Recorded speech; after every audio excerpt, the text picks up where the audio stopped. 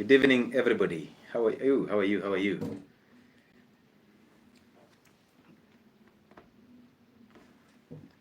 How are you faring on? How was your week? Rather, how is your week? Are you doing good? Good, good, good, good. So, yes, this is the Health and Wellness Spot, and this is Dr. Lewis. I am excited to be here to bring you this topic again on child nutrition. My people on YouTube, kindly confirm if my sound is clear, because through that, we can easily start. So, again, thank you so much for being here. We've waited for this live for quite a long period of time, and it's now time for us to talk about it. Child or baby nutrition. So if you have a young baby, this is your life. You're supposed to be here. You're supposed to attend this one and learn something new. You will also help us learn something new from you. So thank you so much for coming in. My name is Dr. Lewis Muchile Obunde, and I am excited to bring you this topic about nutrition in children. Now, I want you to understand we cannot talk about nutrition in children before we talk about their mothers and before they conceive. So everything starts from there, and that's what we are going to do. We're going to enjoy this live, we're going to make it interactive, and we're going to see where we go wrong in matters nutrition. So welcome on board as we break down this conversation. Number one, we'll talk about feeding techniques. We'll talk about the importance of breast milk. We'll talk about colic in babies. When a baby keeps on crying every time after you've breastfed them, what is happening? We'll talk about that. We'll talk about weaning, teething. We'll talk about nutrition in school-going children. We'll talk about antibiotics and antacids in both pregnant women and the babies, okay, and those antihistamines. We'll talk about how the food industry changed the narrative to just start messing your child from square zero. We'll also talk about the nappies and diapers, which one is better, okay, so you get to understand. And then we'll talk about vaccination in babies. Those people keep on asking me about vaccination in babies. Should I vaccinate my child? Is it okay to carry out a vaccination? Is it healthy? That is what we're going to talk about. Okay. Good. So allow me to prepare this before we start. And let me say hi to some individuals here before we start. People on YouTube, welcome on board. I see Wanapai. Is it Wanapai Kape? Today, Safi was beaten by Wenepai Kape. We see Virginia Thomas. I see Cosma Cheruyot. I see Winnie Disu. I see Aggie Kelly. I also see Lynette Turgo. I see Alex Njeri. I see Lois Makomere. I see Safi is in the building. I see Queen Nelly. I see Lynette. I also see Jen Gashie and Nerima Oganga. Also Mary Kilonso is in the building. Welcome on board. On TikTok, I see, of course, Mickey is in the building. I see Chichi. I see Blue Bee. I see K Pandes. I see Grand Four, the farmer. I see Jimmy Carter. And all of you who are looking, I see Levy. I see Naj. Welcome on board, all of you. Tag that person who was a small baby. Tag that woman who is breastfeeding. We are here for them. We are here to actually educate them about breastfeeding.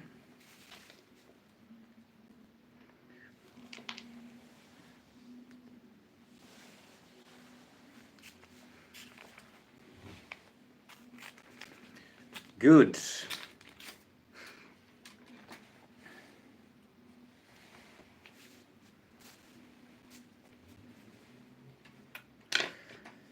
So as people stream in, I'm doing good. Peter Kim, how are you?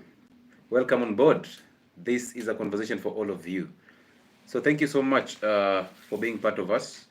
And today I think it's going to be a long one also, but we will get to persevere. But let me talk to you about this topic that all of you have been waiting for.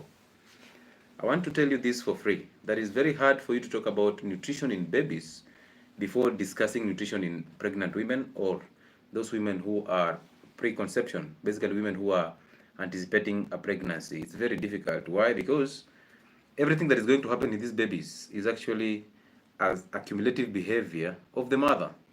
And pregnant women are eating a lot of crappy foods. I've talked about this multiple times, and it's beginning to sink in people that people have to be cautious about what they are eating. We've realized a lot of pregnant women are eating a lot of crappy foods, and it's becoming a serious problem. So I will tell you this.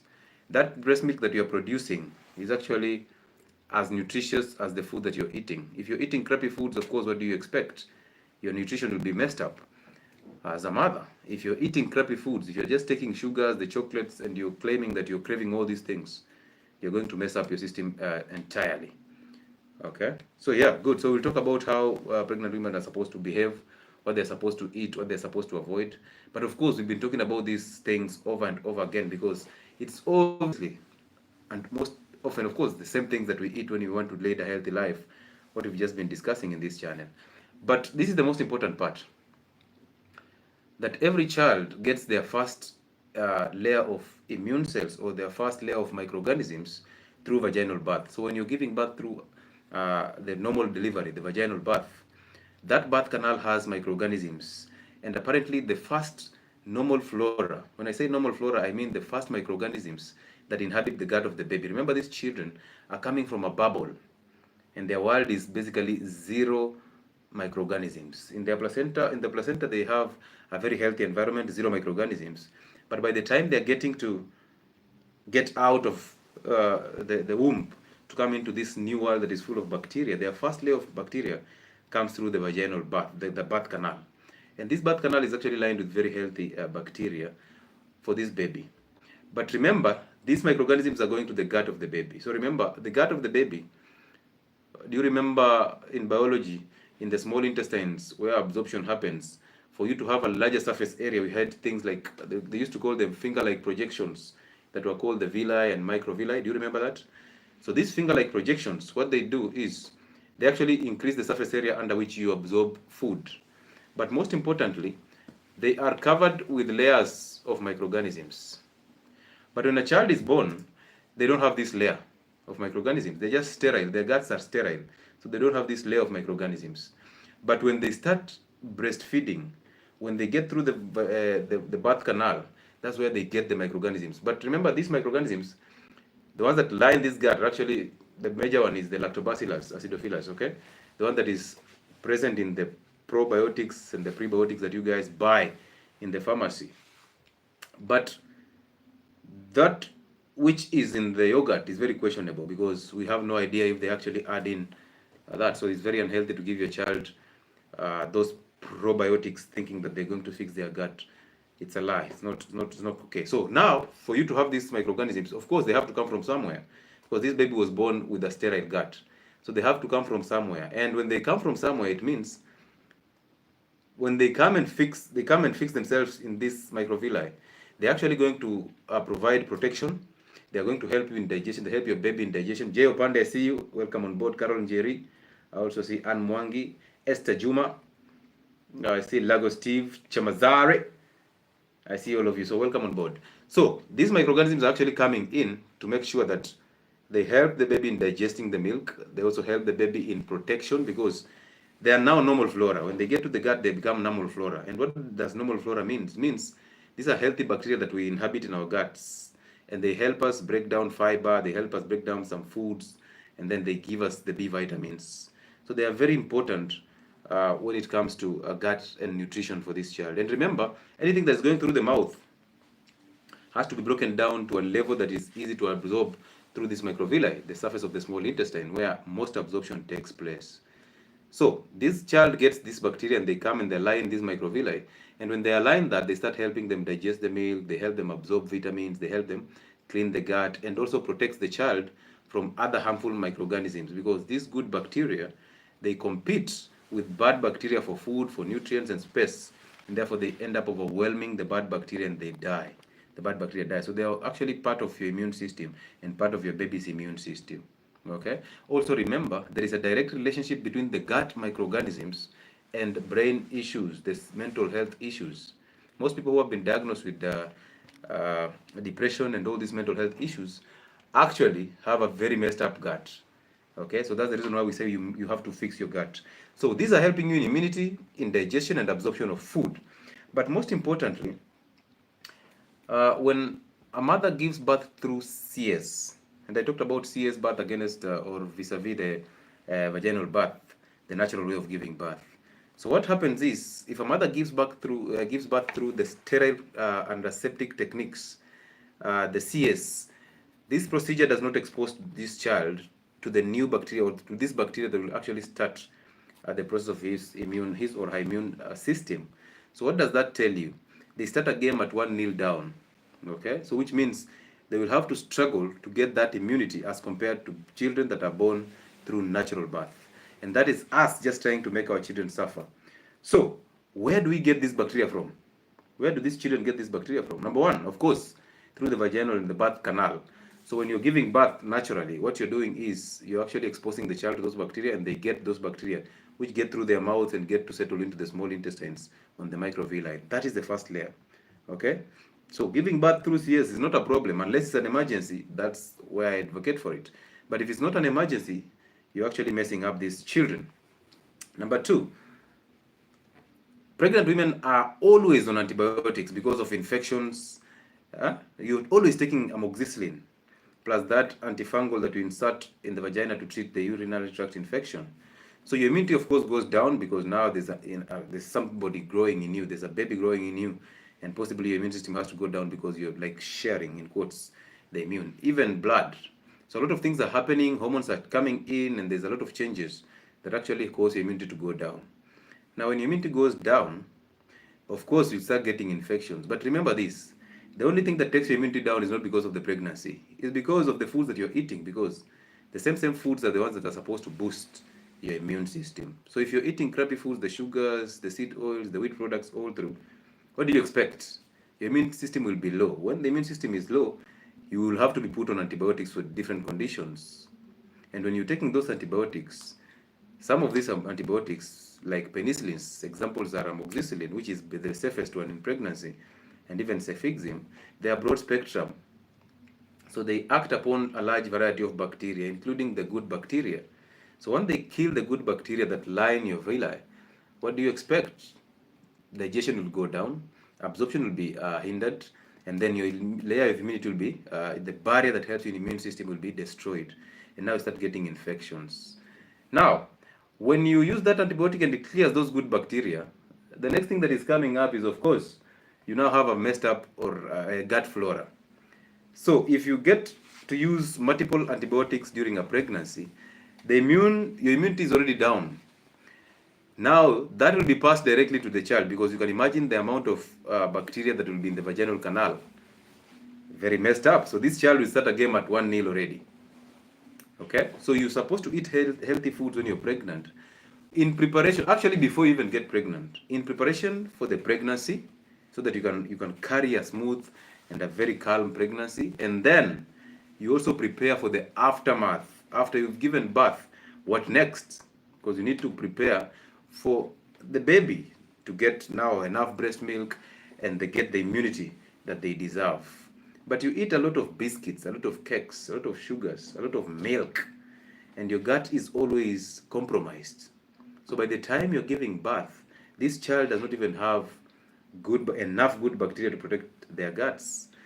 Okay, you're slightly better than somebody who gave birth through a cesarean section, but you're still off, very much off from somebody who has been eating healthy foods, and that's what I want you to correct.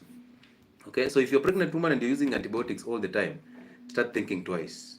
If you're using steroids, let's say you're asthmatic, you're using that inhaler, let's say you have arthritis, you're using all these drugs for arthritis, the steroids, prednisolone, dexamethasone, hydrocortisone, beclomethasone, those are drugs that actually affect the gut normal flora, and they will destroy your gut, so you'll have problems.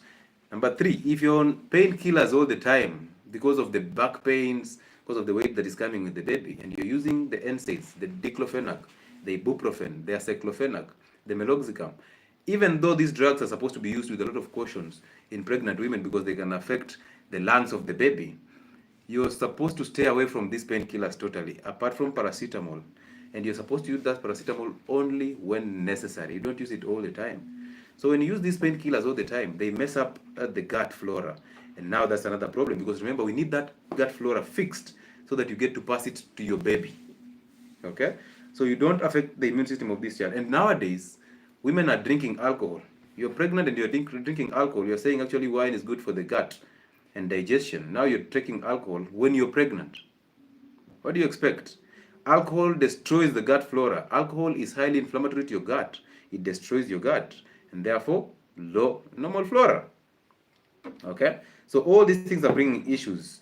And on diet issues, I always tell you about the spices, because this is where most women also fall. The diets, the spices that are processed, that have MSG, monosodium glutamate, these are spices that actually destroy the normal flora also. So those spices that you take, those cubes that you buy to just spice up your sukuma wiki to taste like meat, you know them.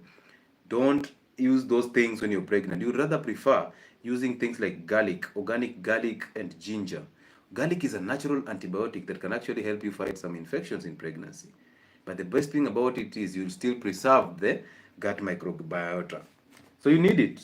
And you need it for the development of the brain of the baby, because there is a direct relationship between the gut and the brain. So now, this is where the story of vaccination starts. So when you have a messed up gut as a pregnant woman, you are absorbing very minimal nutrients. So already you are malnourished. That is just going to be passed to your baby. But most importantly, for you to vaccinate a baby, their gut microbiota has to be messed up totally. Like, the reason why we vaccinate these people or these children is because we want to boost their immunity, right? We want to give them a super immunity against diseases. But if your child has a proper gut, so you've been eating healthy, and then you gave birth to healthy babies, you gave them breast milk for 6 months straight, and now you wean them off to healthy foods that we just talk about in a few, this baby does not need those vaccinations. Remember again, vaccines, if you read the history of vaccines, you'll get so disappointed, because most of these vaccines are actually businesses. That's why you still take that BCG vaccine, but still contract tuberculosis. Have you ever asked yourself, why is it that you take a BCG vaccine when you're a baby, and then later on you contract TB? Does it mean this vaccine goes down in the system and now you need a booster? When you talk about the boosters, all of you can relate. When I'm talking about boosters, I want you to always have that disease that just happened recently as a focal point. So vaccines are only coming in because, of course, the business understood, the market understood that most of you are eating very unhealthy foods. There is no organic foods, there is no whole foods, your foods are nutrient-less. So therefore, of course, the guts of the babies will be messed up, because they're actually in breast milk comes some of these gut microorganisms. Thank you so much, Enrique. So the gut of the baby harbors microorganisms that are coming in through, one, the vaginal canal bacteria, and number two, the breast milk. And also on the nipple, there are microorganisms that inhabit the nipple. Those microorganisms are actually taken in. The baby suckles them in, and they start protecting the gut of this baby. But, of course, those cautious moms who will always sanitize the nipples and all that, and of course, those modern women who don't want to breastfeed, you know them, they want to stay, their breasts need to stay in a certain shape to please the men. Now remember these ladies, those breasts and that breast milk is for the baby. After you've gotten pregnant, those breasts start to gorge with milk because they are preparing for the upcoming baby. But you denying a baby milk and putting your babies on milk formulas just because you want your breasts not to sag, it is one of the most disrespectful things to nature. You're denying these babies a lot of microorganisms, a lot of nutrients, and now you're giving them synthetic products, the milk formulas, that are zero in nutrients, that are a waste of time, that inflame the child's gut. And no wonder we are having all these asthma cases, we are having all these eczema cases, we are having all these dermatological issues, we are having all these issues with the brain and mental health conditions in babies, in young adults. Now, ladies, keep this in mind, that your baby is not a small adult. I'll repeat that. Babies are not small adults. When I say that, I mean it. Babies are not small adults. Imagine the stomach of a baby is like their fist. And now you're there, you want to feed this baby all the time. Please be very cautious. Always look at your baby's behavior, because I know most of you are Google mothers. So you're always on Google searching for this, searching for that. You don't want to look attentively at your baby and see what is happening to this baby. So you're always trying to look for things here and there to just make sure that you can raise this baby in the right way. But you see, that's where we messed up, because boys, when they were growing up, most of the times they were raised by uncles or by their fathers. So they were taught how to grow into being men by their fathers and uncles, until industrialization came in and fathers had to move to the urban setups, and now boys were left with mothers. That's the reason why we're having all these emotional boys. Number two, girls were designed to be taught some of these things, breastfeeding, how to take care of a man and a home, by their mothers and their aunties. But nowadays, even your auntie is envying your life, so she has no business with you. She's just looking for one opportunity to just clear you out. She's actually looking for one chance that you will mess, so that she can pour her heart to you and tell you how boring you are. So we don't have that family bonds, and you can even see it in families nowadays. All of the people are on phones in the homes. So everybody's on phone. Somebody is saying here, Sankis is saying, fathers are raising us. Yeah. Okay, a father raising a daughter will actually train you how to behave around masculine energy. But look at it this way.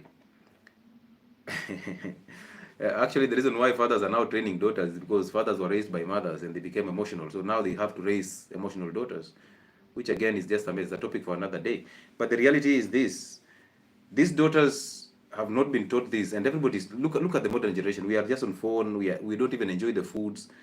Everybody is busy in their own world. You're busy in your own world on that phone. And now, even those that communication and that bonding, family bonding on tables of dinner and all that, are not there anymore. Everybody just wants to live in their own space. You're busy chasing gossip on TikTok. Somebody else, your mother is busy chasing the new trends in dressing on YouTube, on Instagram. Your father is busy trying to fix his life through another guy's channel. So you see, like, it's a total mess. So that family unit is not there anymore. So even teaching these daughters how to breastfeed has become a serious problem. So ladies have to get lessons for breastfeeding from the internet. And now the internet, everybody is saying everything. When your daughter goes to the internet to just search for breastfeeding techniques, this woman is saying this, and she's saying she's a nurse. There's another nutritionist who's saying this. There's another doctor somewhere saying this. And now you're like, now I just started breastfeeding this way. Now this one is saying, no, when you're breastfeeding this way, your child will choke. You are now going to another one. Another one is telling you, don't eat this. And you hear Dr. Lewis is telling you, don't eat fruits and honey and all that. You're now wondering, which one should I follow? And it gets so confusing. So you decide, whatever comes, let it just go. And now when you search those things on the internet, every platform that you're on brings you the same things. Now you land on a nutritional supplement from that company that is actually actively marketing, because the algorithms of this internet, when you're trying to search one thing, you will get the same thing coming over and over. You know that. So you now get that woman there carrying a doll and marketing that supplement, and you get intrigued and you go buy that supplement. That's a problem, because you're going to mess the gut of the baby. Babies are supposed to feed on only breast milk for 6 months straight. And there is a reason why they get those 4 teeth that are called the milk teeth. Those milk teeth are there to show you something, because nature is always talking to you. Those milk teeth are there to tell you that this baby can only feed on milk. These teeth are not there to help your baby digest or break anything. They are there to tell you that this baby is supposed to feed only on breast milk. But what do you do? What do hospitals advise you to do? Hospitals advise you to give this baby cereals and milk, right? And then which milk are you using? Pasteurized milk. Zero nutritional benefit, zero microorganisms, very useless, and has preservatives. And now your baby starts getting acne from nowhere. Your baby starts getting eczema. And guess what is the next thing? You will go to the same people, but in a different setup. You go to the hospital, and an agent of the big pharma will write you antibiotics for the baby. Those antibiotics will clear the gut of the baby, the microorganisms that are actually supposed to boost his immunity or her immunity. And now you're taking antibiotics. You're actually telling the doctor, give me the original one. Because do you think original ones are going to help your baby to heal? Antibiotics, I told you, they're not here to heal you. They're here to reduce the bacterial load to a certain level that the immunity takes over. So now you're given antibiotics, they will end up messing the gut of the baby, because you'll not take a probiotic. You're given antihistamines to just solve the symptom. and then you are given an analgesic, maybe paracetamol syrup. Now you come back home. After 7 days, you're back to the hospital just because you have a very healthy insurance. And you want your child to take these drugs over and over and over. I see women all the time. Women in the hospitals every weekend just because they have the healthiest insurance. You want to shop, you're using that insurance as a shopping voucher. This weekend is this types of medication, these antibiotics. Next weekend is this type of antibiotics. And all these antibiotics are ending up in the gut of your baby. What do you expect? Very weak immunity. Very messed up gut, therefore mental health issues. And now the next thing is your child is now diagnosed with high ADHD. And now you have to go for drugs again for ADHD. Depression, drugs for depression. Look at very young girls and young boys getting depression. Where from? Fix the gut of these babies. So those antibiotics that you use all the time, it's time for you to start saying no to antibiotics, because they are not here to change your baby's life. Those vaccines that you're using those vaccines. They're actually giving you those vaccines because they know the guts of your babies have no nutrients. But they're the same people who supplied you with milk formulas. They're the same people who supplied you with children nutrition supplements. And now when the child is getting a gut mess, they will have all this. I see 6-year-old children being prescribed antacids and omeprazole. 6 years. Where did a 6-year-old get ulcers from? But this is the same child who you give bread in the morning. You saw that video that I posted about this lady who is actually showing us how she knows how to feed the baby. Giving the baby 4 slices of bread. 4. A baby who is below 5 years. 4 slices of bread. And this baby now has to dip the bread in tea and then eat. So we feed babies a lot of wheat. We give them milk formulas. We give them a lot of mandazis and samosas. We give them noodles. We give them pasteurized milk because we want to summarize parenting. Ladies, parenting is a full-time job. Motherhood is a full-time job. It's a full-time job. So if you want to make it part-time, you're not ready for motherhood. You're not ready. If you still want independence in that marriage, you are in the wrong one. Why? Because you're there for a reason. There are things that men can do and there are things that men cannot do. So if you get into a marriage, you give birth to a child, and then 3 months down the line, you've already employed a house help. No wonder all these issues of house help slapping your babies are happening all over. Because you fail to take responsibilities. You actually prioritize your career over parenting. You hardly see these babies. How many have you seen? How many ladies have you seen? Specifically these ladies in the media. How many have you seen who actually are so caught up in their profession and alcoholism and they don't even know what their child is going through? A lady takes 2 weeks before they see their children. Has a 1-year-old baby, but 2 weeks down the line, you've not seen that child. Who is raising that baby?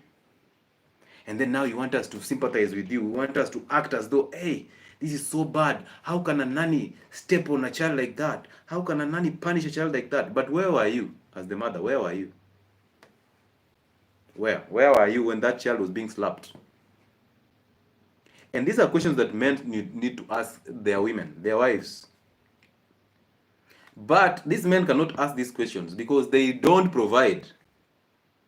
Men, did you know that a woman can simply sit home and raise your children without having to go to work, and she'll be very happy as long as you're providing? Did you know that?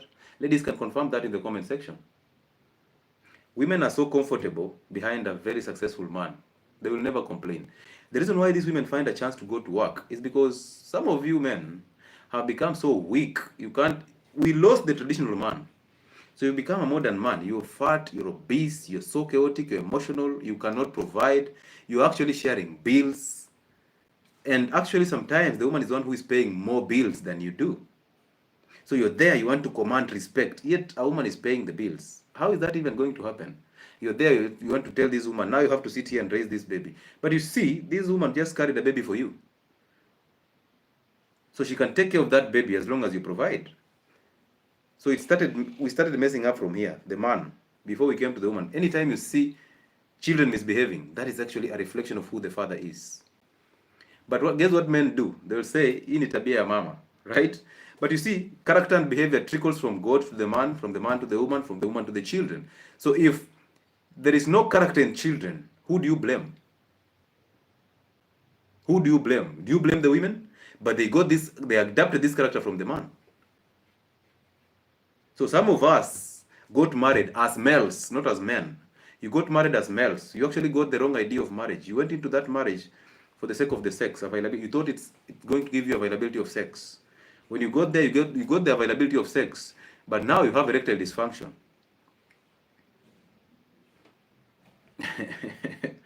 When you start getting that direction, of course, we step on some people's tails.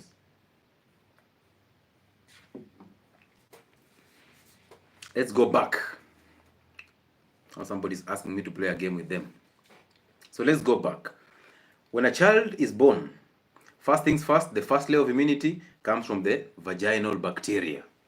That should be understood. Number 2, breast milk. So 6 months straight of breast milk. No excuses. Ladies, no excuses. 6 months straight. No even water. Breast milk has all the nutrients that your baby requires for growth and development. 6 months straight. But most of you start giving babies milk from a goat or from a cow or pasteurized milk. At the 3rd month, you're already tired of breastfeeding. Milk that has 0 nutrients. Now look at the size of the calf. Look at the size of the calf. And look at the size of your baby. Does nature speak to you through that? Are you thinking the way I want you to think? How can you change the species of milk? Have you ever seen a calf suckling a human being? Have you? So then why do you go fetch milk from a cow and give it to your children? The nearest you can go to an animal milk source, if at all umeshindwa, let it be a goat. Let it be a goat. Look at a calf and compare it with your baby. Does that tell you something? It tells you that breast milk from actually cow milk has a different composition to breast milk from a human being. But of course, you guys are crazy because human beings are the only species that will actually feed a baby on milk, and then after the baby grows, now they don't want the milk anymore. You change the species. You go and take milk from a cow, milk from a goat, milk from a donkey. No, of course you don't want milk from a donkey but the same donkey feeds on the same grass that the cow feeds on. So why are you selective with the species? So why do we change the species? Nature did not want that, because if that was the reason, if actually we were supposed to take breast milks as adults after we've shed the milk teeth, we will still suckle our mothers up to now.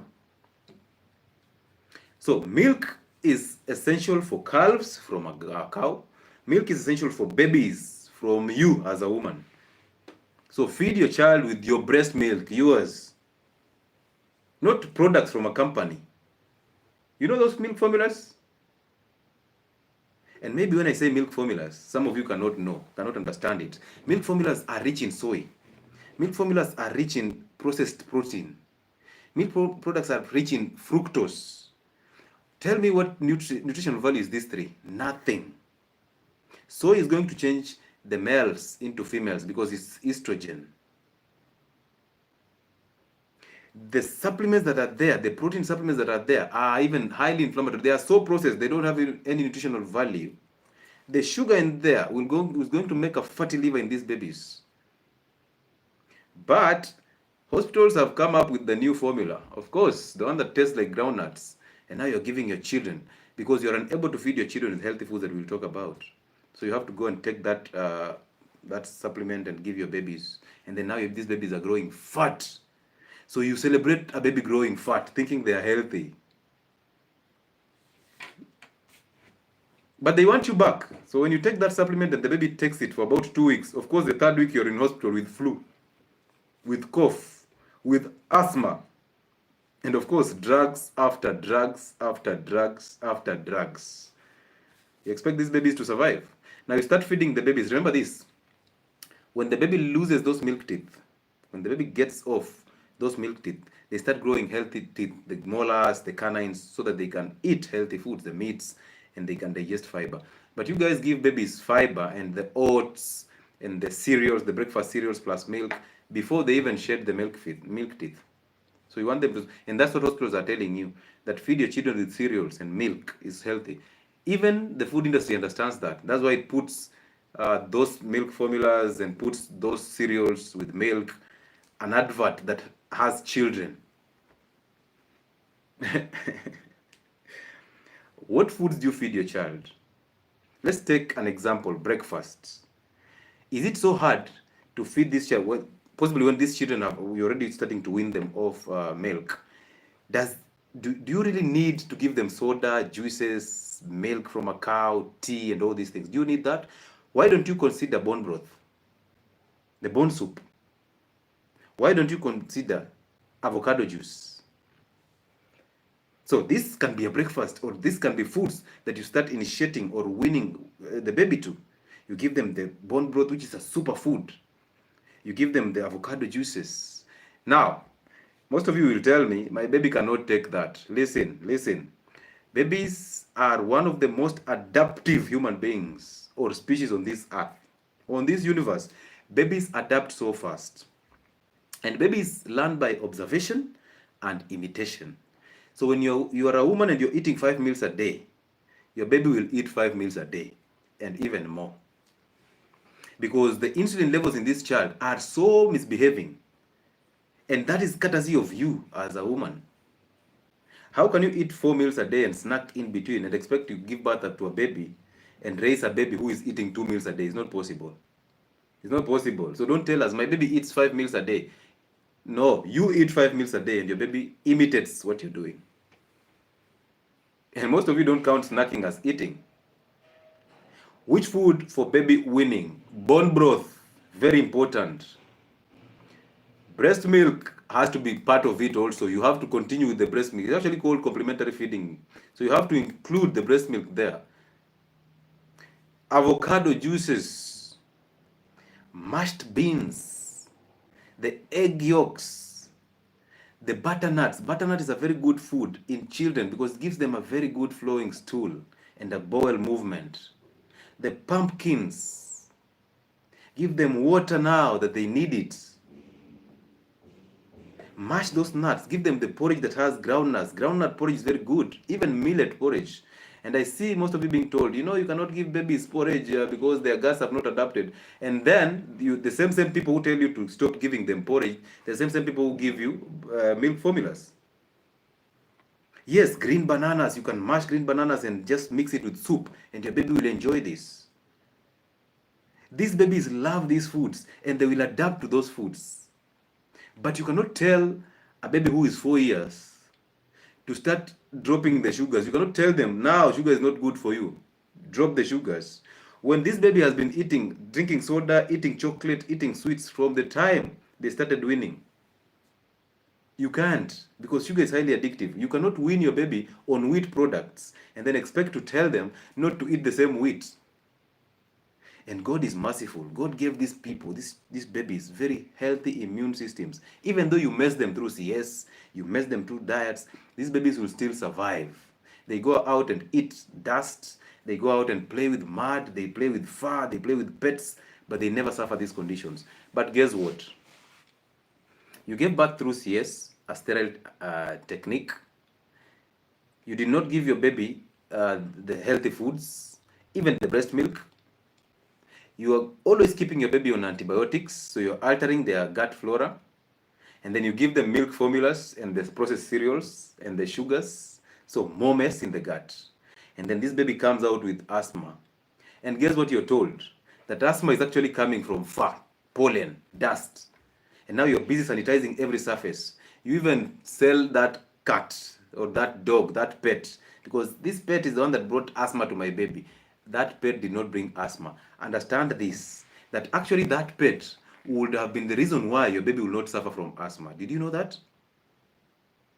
Because exposure to microorganisms, exposure to pets, exposure to fur, pollen, dust, mud, these are things that build the immune system of your baby. But most of you, you're always trying to keep your baby in-house, and then you sanitize all the tables with that liquid soap. You want to sanitize every table. You want to sanitize everything they play. And then you give them a phone. Now they're busy on YouTube. Just you're raising zombies. You're raising zombies. A child, by the time they are 6, they know every channel on Netflix. They know every program on TV. But give them a very simple sum. They need a calculator. And of course, they will ask you for the phone so that they can use a phone calculator. They cannot do anything. You're taking now this product written on 99%. That's what you're scanning into the supermarkets. Whatever you saw on TV is what you're going to scan in the supermarkets to just buy. Feed your babies with whole foods, natural foods. Foods that actually help their bodies to just boost their immunity and to actually, they work with the bodies, not they work against the bodies. But what do you feed your children? Soda can never lack there. Biscuits are there. Chocolates are there. Juices are there. Chips and chicken, of course. And then you're a woke parent, right? You walk back home, you're saying, now Sunday was awesome because we went to church after church, we went to a very good restaurant, my kids played around, and they're playing around with all these shoes tied tightly on their legs so that they don't get lost. Are you that poor? If you're that poor, why did you even give birth? Why did you get pregnant? Why did you allow somebody who is not financially stable to make you pregnant? Why? Because ladies are the ones who give access to sex and who to give children to. Ladies, hello? You're the ones who give access to sex and who to give children to. So you know very well who you want to give your children to. Therefore, the burden and the consequences of that decision will come to you directly. It doesn't matter who advised you about it. It will come to you directly. So when this baby is trying to grow, possibly at the 4th month, they start getting those 2 teeth from down there, and you see another 2 teeth coming from up, and then some molars there, and all these things. These babies are enjoying the growth process. But when they are teething, sometimes they get an infection and they start getting a diarrhea. So of course, teething process is actually hectic to these babies. Those when they are budding, the teeth are budding into the gums and they are coming out. It's a stubborn process. So they might end up becoming so irritable and they want to bite everything. They will even bite your nipples. But when you get a child getting a diarrhea because of teething, that is an infection. Treat it. Treat it. Go find help. Let the child be treated. Because teething process is a natural process. It cannot affect or harm the baby to an extent that they are getting dehydration, they are getting the diarrhea. No. But of course, that happens all the time, right? And do you know why? Some of that diarrhea is not even because of the teething, it's because of the antibiotic use. So when you overuse that antibiotic, you start getting a diarrhea because you've messed up the gut environment. And of course, when you get that diarrhea, you get another one, metronidazole, which is still an antibiotic. Problems. So now your child is now sitting upright, they can hold their neck straight, and now they start looking at you eating. When you're taking food from a plate, they are following that food, that hand with their eyes.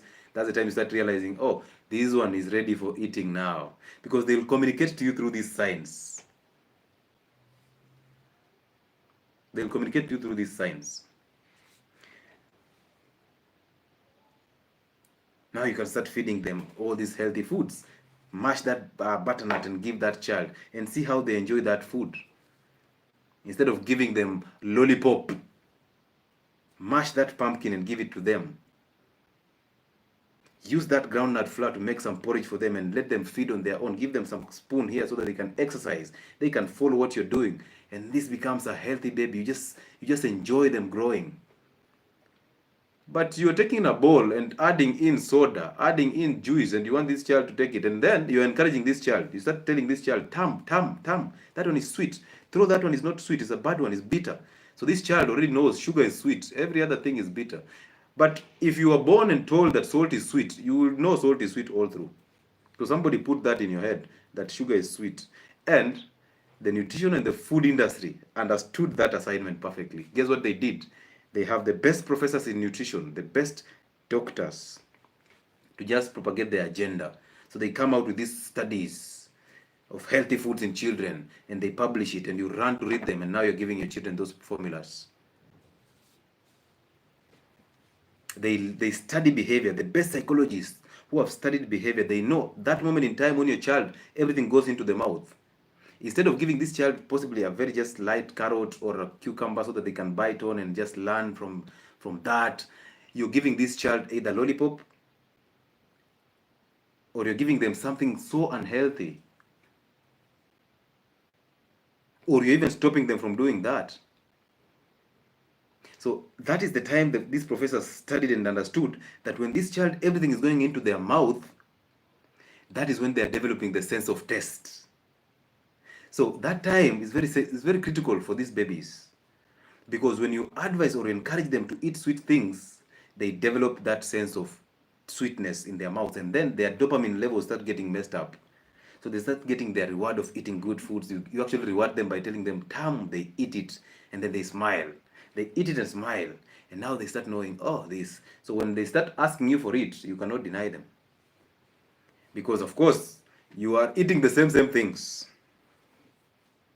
You're eating the same things. So in the morning, you can give your child bone broth, avocado juice, or even the soups, just chicken soup or all these foods that are healthy, even meat soup. And then let them play. Babies are not small adults. Don't overfeed them. Let them play. Let the baby play around with pets, dust, mud, and let them play outside. Because through interaction with this environment, they get to boost their immunity. Because remember, an immune system works by keeping memory. So if you want an immune system work properly, allow it to have a memory. So where will it get the memory from? It has to get an exposure to a microorganism, so that now it keeps the memory. And then the next time that microorganism attacks it, it knows that this one I can handle it. This one I know, I can recall this one. Then kills it. That's how the immune grows stronger. But if you keep your child off the fur, off the pets, off the dust, off the pollen, off the mud, and then you sit them in a sterile house, you're weakening the immune system. You're actually going to cause them more the asthma. Asthma is an inflammatory condition, same to eczema and all these skin conditions. Fix the inflammation by dropping seed oils, sugar, and wheat in children. Your babies deserve better.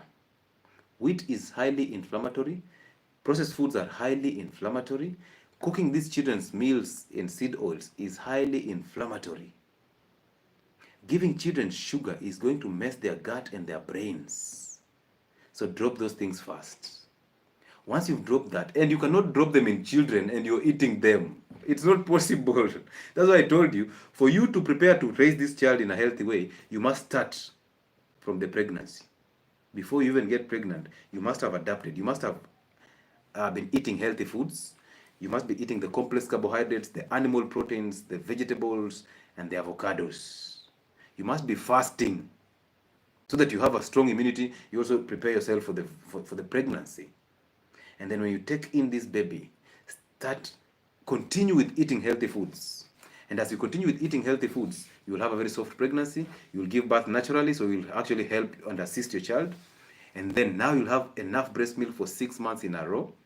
And then you'll start weaning your children to healthy foods. And guess what? Hospital gates will not see you.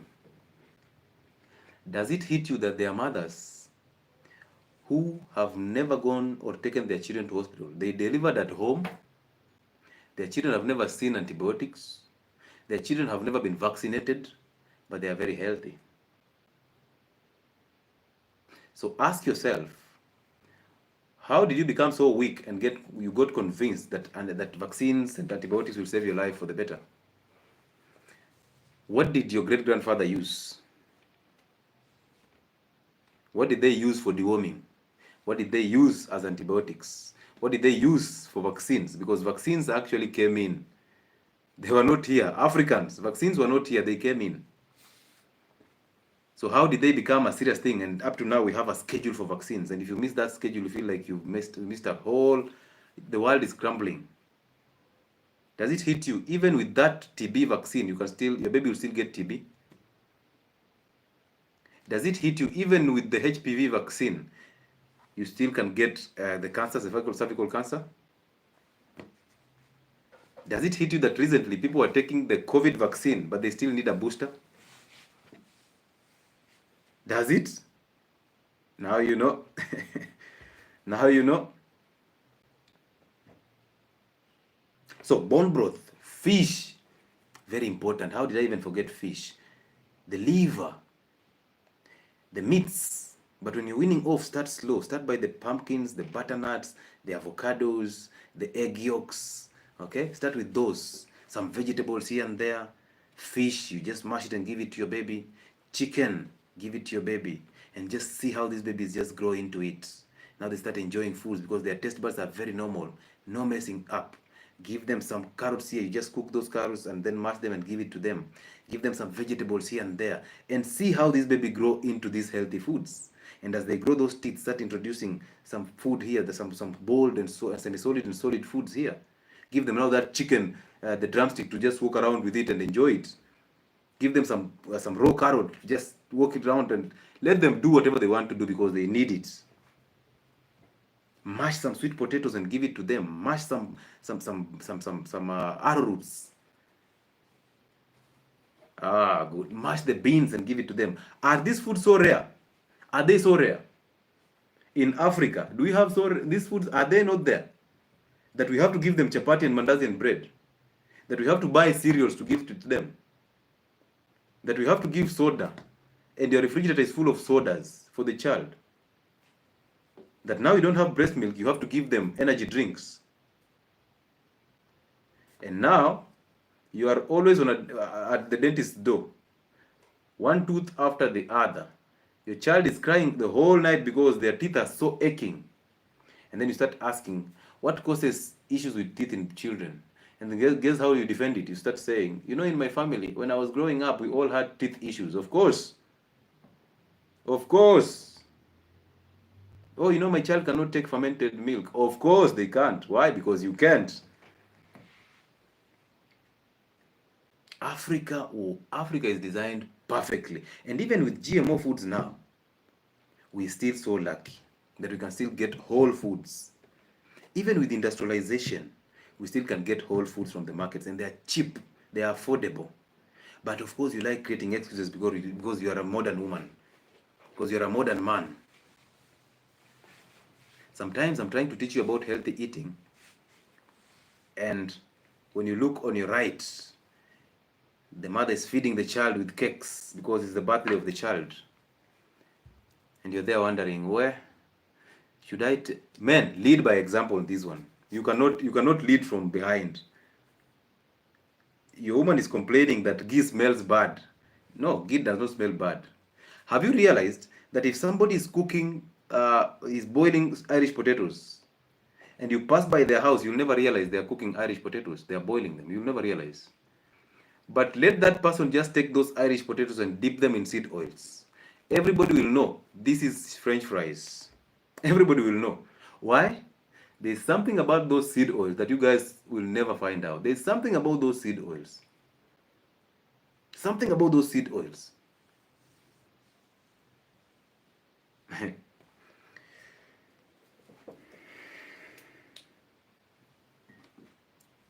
One day you will sit back and you will tell me, Daktari, you are saying the truth. So let's try and talk about the breakfast. Let's assume that now we have a breakfast, we have the lunch, the old notion of doing things, that we have now the breakfast, the lunch, and the dinner for these babies. So what do you give them for breakfast? Number one, when they wake up and they see you brushing your teeth, they want to do the same, right? So why don't you help them? When they're starting to walk and starting to imitate everything, why don't you give them a toothbrush, a very soft toothbrush? Then put some salt in water and give it to them. Just let them experiment with it. Don't always be a cautious mother. Let them experiment with it. Let them see what you're doing and they experiment it. They wouldn't buy a toothpaste when they grow up. They wouldn't. They have been growing knowing that toothpaste is salt. So breakfast, after they've brushed their small teeth and all that, now you can start giving them the bone broth, even the chicken soup. And sometimes you just buy the bones and you boil them, and then you let the soup settle overnight, and then you just warm it in the morning and give it to them. This also applies to school-going children. If your children are going to school and you're asking, what snack should we pack for them? Why don't you pack them first bone broth? And then you can add some ground nuts and some sweet potato or some arrowroot. How difficult is that? Mothers who have children in schools. But you see, schools and hospitals were designed to actually mess those children totally, because nowadays there are schools that cannot allow you to carry food to school. So what happens is they make food in school. And when they make food in school, what are they doing? They are making them rice and beans. They are making them chapatis. They are giving them sausages. What you just gave your children at home. They are giving them sausages. Nowadays, it's so exciting in high school that people are given sausages. So exciting.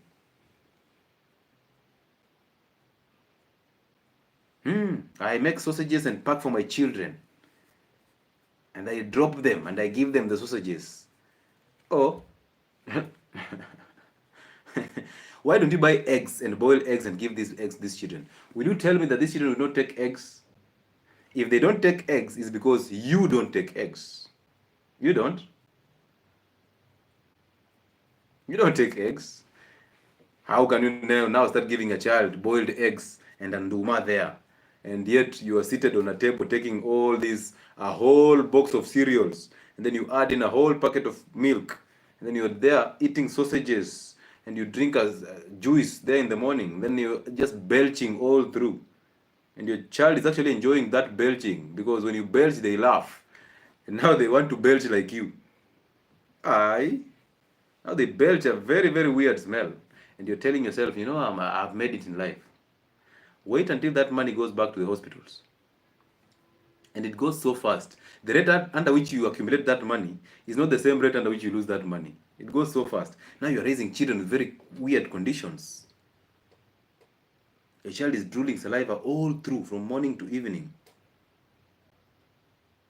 But then I ask you, what are we feeding these children? You still tell me the same thing. Natumia hii mafuta ya kawaida tu, ya kawaida. Which is mafuta ya kawaida? When you come to me and tell me mafuta ya kawaida, understand that to me, mafuta ya kawaida is ghee.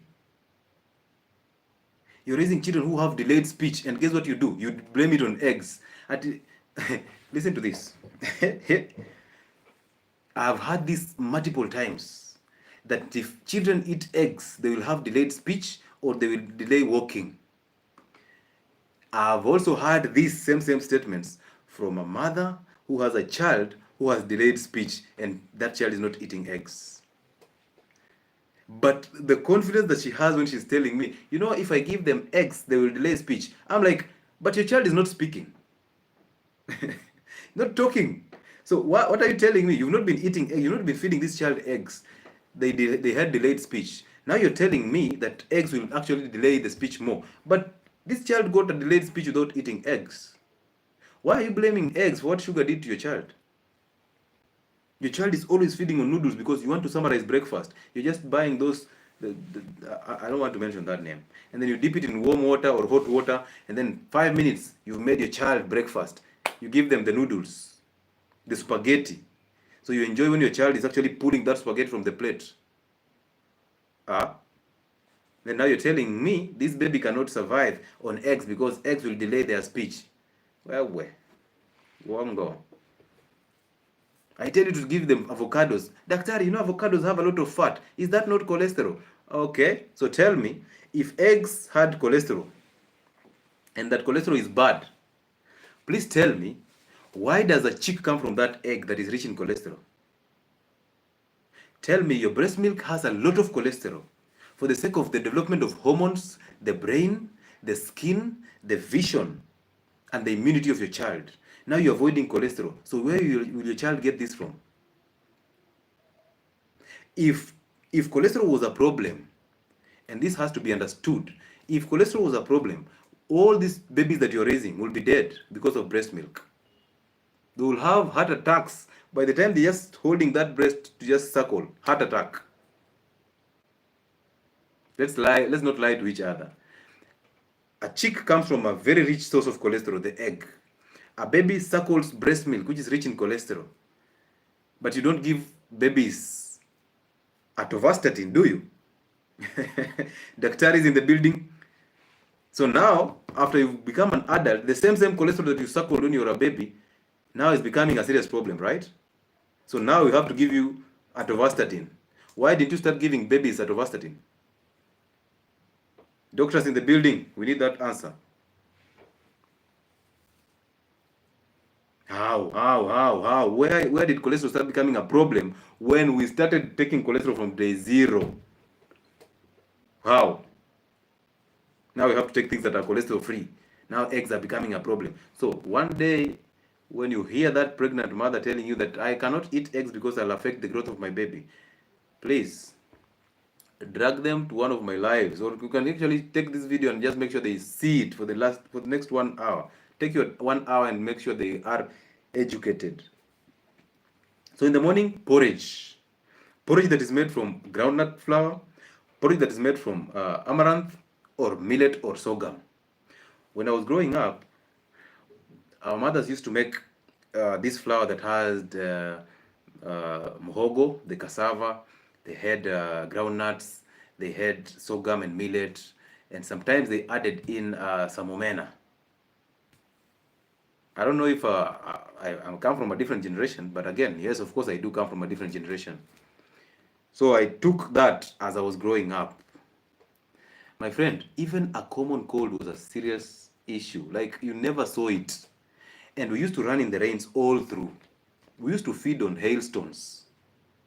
But now, your baby is wearing even gloves. Even a drop of rain cannot hit them. If it does, you're there trying to warm them with a warm towel and telling us how pneumonia is gotten from rain. Now, pneumonia is a bacteria. It is not in rainwater. Pneumonia is not in rainwater. This is an excuse for you avoiding cold showers. Pneumonia is a bacteria. It's a disease that is caused by a bacteria or a fungi. It does not come from rainwater. Asthma does not come from cold water and cold showers. Yeah. So, porridge, bone broth. If you go an extreme, goat milk. But don't boil it, because when you boil it, you render it useless. Then avocado juice. That is enough for that breakfast. Let them play. Let them go outside. Let them play barefoot. One of the things that you don't want, right? Barefoot. Let them enjoy their games out there. And when they get hungry, those babies cannot allow you. They cannot die of hunger. They will run to you and start asking for food. Now have your ready prepared butternuts or mashed beans or mashed sweet potatoes and bone broth again. Mix it with bone broth so that you can make it easier for them to digest. Serve it to them. Let them enjoy that meal. Allow them to mess whatever they want to mess, but always be under a watchful eye. Supervise what they are doing. If they make a mistake, don't shout, because some of you women, you have a lot going on in your head and you're just waiting for a moment to erupt. You are a volcano just waiting to erupt. So when your baby does something, you make a lot of noise, and this baby is like, yeah. So this baby start resenting you from an early age. They start resenting you. They're wondering, why are you shouting? Why are you shouting? Eh? I'm not the cause of your problems. Why are you shouting? It's daddy who messed the problem, who brought in issues.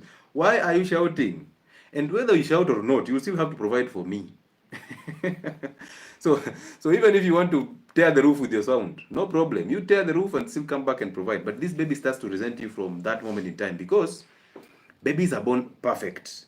They are born with an identity. So now you start tapping off that identity and imparting your identity in them. You impose your identity in them.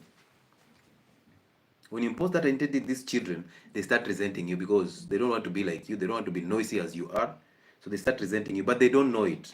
Because again, they're just babies. They're innocent. Now they grow up resenting you. And when they get to older ages, they become just like you. They make poor choices like you. They are chaotic like you. They raise their babies like you. And now you start wondering, why are we having all these people, these children from the alphabet? It is you. The alphabet is started with you. The resentment that they have inside you, they end up attracting people who are like you. So if it's a man they attract weak men, non-providers, irresponsible men, and chaotic men who are just emotional as you are. And their relationships just become so chaotic and so noisy. If they are sons you're raising, they end up attracting women just like you. Why? Because they are running away from you and end up attracting you. And now it becomes super chaotic again. Now you see these sons are killing women. You see they are slapping women. And the most weird part is they are attracting older women. And now you cannot take it. This son brings you a 10-year-old woman, older than him, and he tells you, this now, this is my my one and only. You're looking at this woman, you're like, I did not raise this son this way. You did. Because this son is actually resenting you and ends up attracting who you are. Whoever you resent, you become. They have your identity inside them.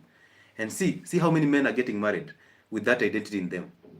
The identity of their mothers. It's all deeper into them. Now they end up attracting women who are just like their mothers. Now the marriage becomes just chaotic. Anyway, when they come back, don't give them bread, don't give them oats, don't give them biscuits, don't give them chocolate, no juices, no fruits and honey except avocados. Don't give them sugar, don't give them biscuits and sausages. Stay away from those things. Don't give them noodles. Give these children complex carbohydrates, the whole foods, the sweet potatoes, the butternuts, the pumpkins, the beans, the arrowroots, sometimes a cassava here and there, okay? So basically prioritize fiber, prioritize animal protein, prioritize the fats, healthy fats, so cook their foods in ghee or butter or coconut oil, and then prioritize the vegetables for the sake of the vitamins. But understand this, there are things that are called fat-soluble vitamins, vitamin A, vitamin D, vitamin E, vitamin K. Have you realized when a child is born, some of them are injected with vitamin K injections? Why? Because they want to boost vitamin K so that they get blood clotting, a normal blood clotting process, okay? So that can be actually avoided through a mother eating healthy foods and eating healthy fats. Because ADEK, which is called either ADEK or DECA, these are called fat-soluble vitamins. For you to absorb these fat-soluble vitamins, you must dissolve them in fat. Hello? For you to absorb fat-soluble vitamins, they have to dissolve in fat. Which means you have to cook those vegetables or top dress those vegetables with healthy fats. So if you cook your vegetables in seed oils, you've wasted that sukuma wiki. It's a waste of sukuma wiki because there's no vitamin that you'll get from this. And remember, vitamin A is the site these babies need to see. Vitamin A also helps these babies fight viral conditions. Therefore, most common colds are actually viral. So when you go and buy an antibiotic to give to a child for viral cold, what are you doing? Messing their guts, right? Exposing them to more infections. When you go to the pharmacy and buy amoxicillin, when you have a runny nose, what are you doing? You're messing your system up. So what do? Stay away from those. Boost your vitamin A. And vitamin A is rich in the liver, it's rich in green leafy vegetables, it's there in the egg yolks. But you cannot absorb vitamin A from these foods when, one, you have a messed up gut, and number two, you did not use saturated fats to cook your meals. So you'll be wasting that liver. So therefore, use ghee, use tallow, use coconut oil to cook your foods. If you go ahead and use the salads, top dress them with extra virgin olive oil. You will absorb the fat-soluble vitamins A, D, E, and K. Remember, vitamin D is the one that plays a role in bone strength and density, is the one that makes the immunity stronger. It's actually part of the immunity also, just like vitamin A. But vitamin D, I've heard people saying vitamin D comes from the sun. It does not. Vitamin D comes from cholesterol. It's actually called cholecalciferol. So it's very important for you to eat cholesterol to get vitamin D. And vitamin D is stored under your skin as cholesterol. Under your baby's skin, there's that, when you peel the skin, you get that white layer. That is fat. And that fat is basically cholesterol. That is exactly what the sun rays, the UV rays hit and convert it to cholesterol. And then now it's carried all the way to the liver for activation and finally in the kidneys for activation. So if you don't eat fats, where will you get vitamin D from? You will need a vitamin D supplement. Are we together? Yes. So the big pharma understands the assignment. Give them the seed oils through the food industry. They will not absorb fat-soluble vitamins. They will have vitamin deficiencies. They will come back and give them these supplements. Give them vitamin D3 and give them vitamin K2 as an injection. Do you see how that is connected? Do you see that? Tell them not to take to work on the sun because the sun will cause them skin cancer. When they don't work on the sun, they'll get vitamin D deficiency. We have a solution for them in form of vitamin D supplements. Do you get their connection? Tell them not to eat the eggs because the eggs will delay speech in their babies. The eggs have high content of cholesterol, and cholesterol is dangerous to them. When you scare them that way, they get scared, they will not eat eggs. We are waiting for them here the next 7 years. Their babies will be here with low immunity, with mental health issues, very slow in learning, no learning ability, because cholesterol is actually your brain. 80% of the brain is cholesterol. So if your baby avoids eating cholesterol-rich foods, the egg yolks, the liver, the meats, the saturated fats, what do you expect? Slow learners. And guess what? We have a drug here for boosting memory. We have a supplement here that is actually very good for the brain. That is what you're doing to your children. All the D, A, D, E, and K can be found in vegetables, can be found in fatty meats, can be found in cholesterol foods. All these vitamins. But you need those fats to absorb these fat soluble. That's the reason why most of you are suffering from vitamin deficiencies. But you say, I eat healthy. You know, I eat healthy. I don't know how I got low vitamin D. My vitamin D is very low. I just went to the doctor and I found out that my vitamin D is low. How did it get to low when you're eating the bone broth? Because you did not use saturated fats to cook your meals. So eat cholesterol, feed your babies with cholesterol, feed your babies with vegetables to get the vitamins from it, so that you stay away from the supplements. Then let the babies play outside in the sun. The sun is a very good stabilizer of hormones in your babies. The sun is good for the bones of the babies. The sun is good to boost, if there's a sun, very good for testosterone, very good in lowering estrogen in the ladies. So these children will not have hormonal imbalance as they grow up. As they get into the teenage, they'll be vibrant. They'll not have that severe acne that children have in their adolescent ages. They will not have those painful menstruation. And now, they will not have issues with bleeding. And now you will not allow your politician to keep on carrying the placards saying that we need sanitary pads, we need all this medication for pain in women, we need all this nonsense. You will have a lot of money for your children. And by the way, don't rely on government aid all the time. Don't. Politicians are not here to change your life. They are here to market their agenda. They only use you as a billboard. They use you as a billboard. That's why they'll give you those sanitary pads and then take pictures with you to post. And then they say, Dr. Levy's foundation. Charity is a lie. Those people who are charitable don't even show it. They don't even know who that money is going to. But look at that gentleman who is supplying us with aid. The drugs for HIV, all this aid, the GMO foods and all that. That gentleman, what does he do? He actually makes sure that you know he's the one who supplied you. He even knows the countries that this aid is going to. And you think he's here to change your life. He's not.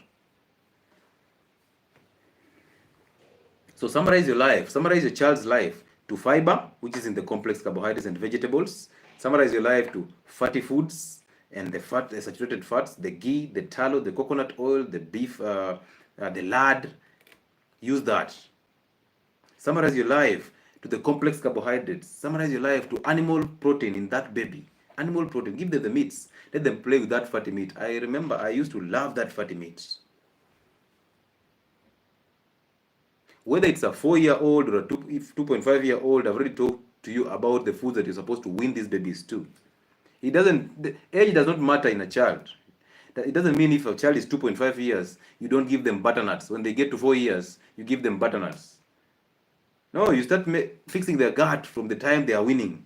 6 months, give them butternuts, give them bone broth, give them soups, give them avocado, give them pumpkins, give them mashed beans, mashed green bananas, give them vegetables. They eat it, they love it. But if you feed them with sugars, you're actually activating their dopamine. You're messing their taste buds. You're messing their taste buds.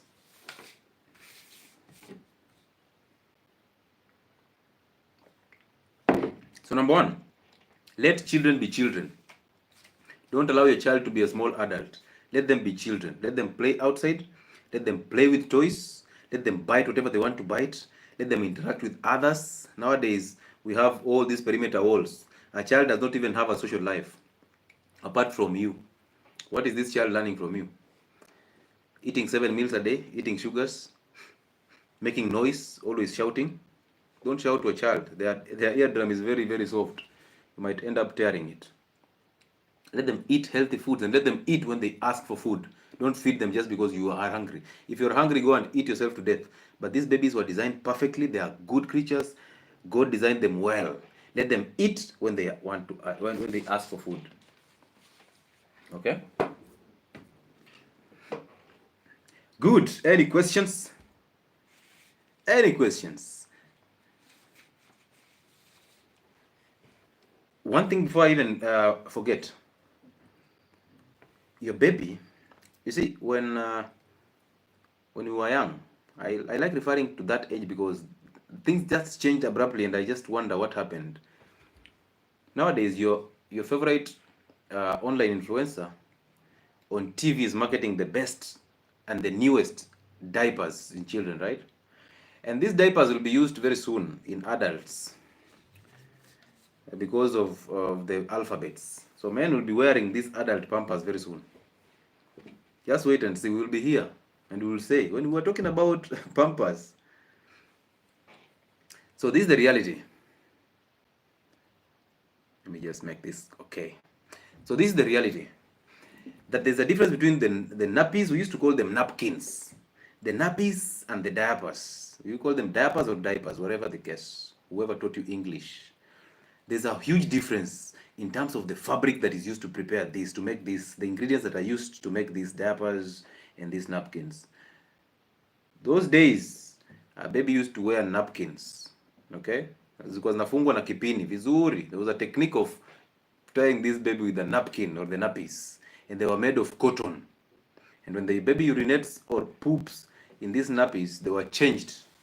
So therefore, the exposure of this baby's skin to the stool and the microorganisms that are coming with the urine was very limited. Immediately the baby urinates, the mother senses that. They change the nappies, they clean up the baby, new nappies. Sometimes they let the babies play naked. We used to have these long t-shirts that we used to pin hapa katikati ya miguu, so that now it's a t-shirt, at the same time it's a short. When the sun is there now, the balls are rotating, they open up those buttons, and you go and play with your manhood, just playing around, rolling around. This is exactly what you're supposed to do. That environment is supposed to be totally aerated. Nowadays, I don't even see nappies. Where did they go to? I'll call them napkins because that's what we grew up knowing.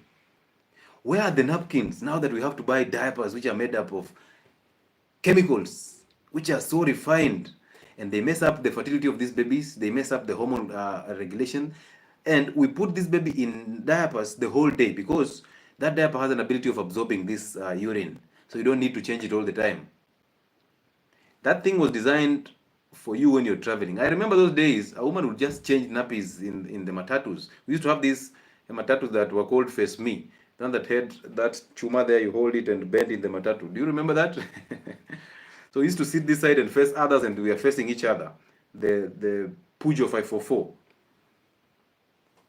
So you wear, this mother is busy there changing the diaper, the nappies, and you're wondering, hey, where is the shame? They had no shame, because there's nothing shameful about changing a baby's napkins. There's nothing shameful about that. But nowadays, a woman wants to be modern. They're buying the best and the new quality of pampers. You put on your baby, and the baby sits in those pampers all through. And nowadays, the cases of baby rash and the nappy rash are always there, which is a fungal infection because of the filthy environment that is being created by these nappies or these diapers. Most Ushago people are still using napkins, very comfortable and healthy for the, yes, they are made of cotton. You can actually, and you see, they used to wash them and air them in the sun, because you cannot air a nappy in the house just the same way you people do. You air your panties and your towels inside the house. They used to air them in the sun so that they get hit by the sun, and the sun is actually a natural sterilizing agent. The UV radiation destroys microorganisms.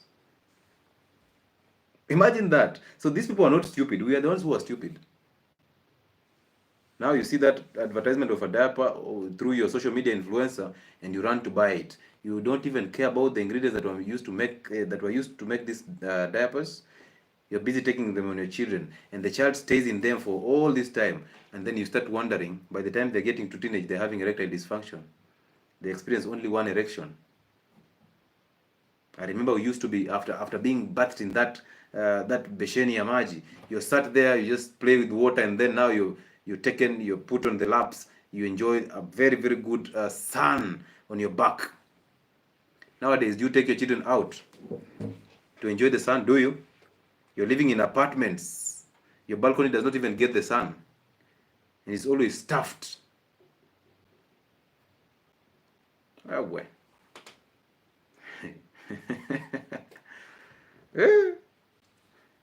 It's chaotic. Out here it's very chaotic. but we shall one day be understood. So start taking care of that baby before you even get pregnant. So basically, start taking care of yourself. And then when you get pregnant, everything will be smooth. Any question?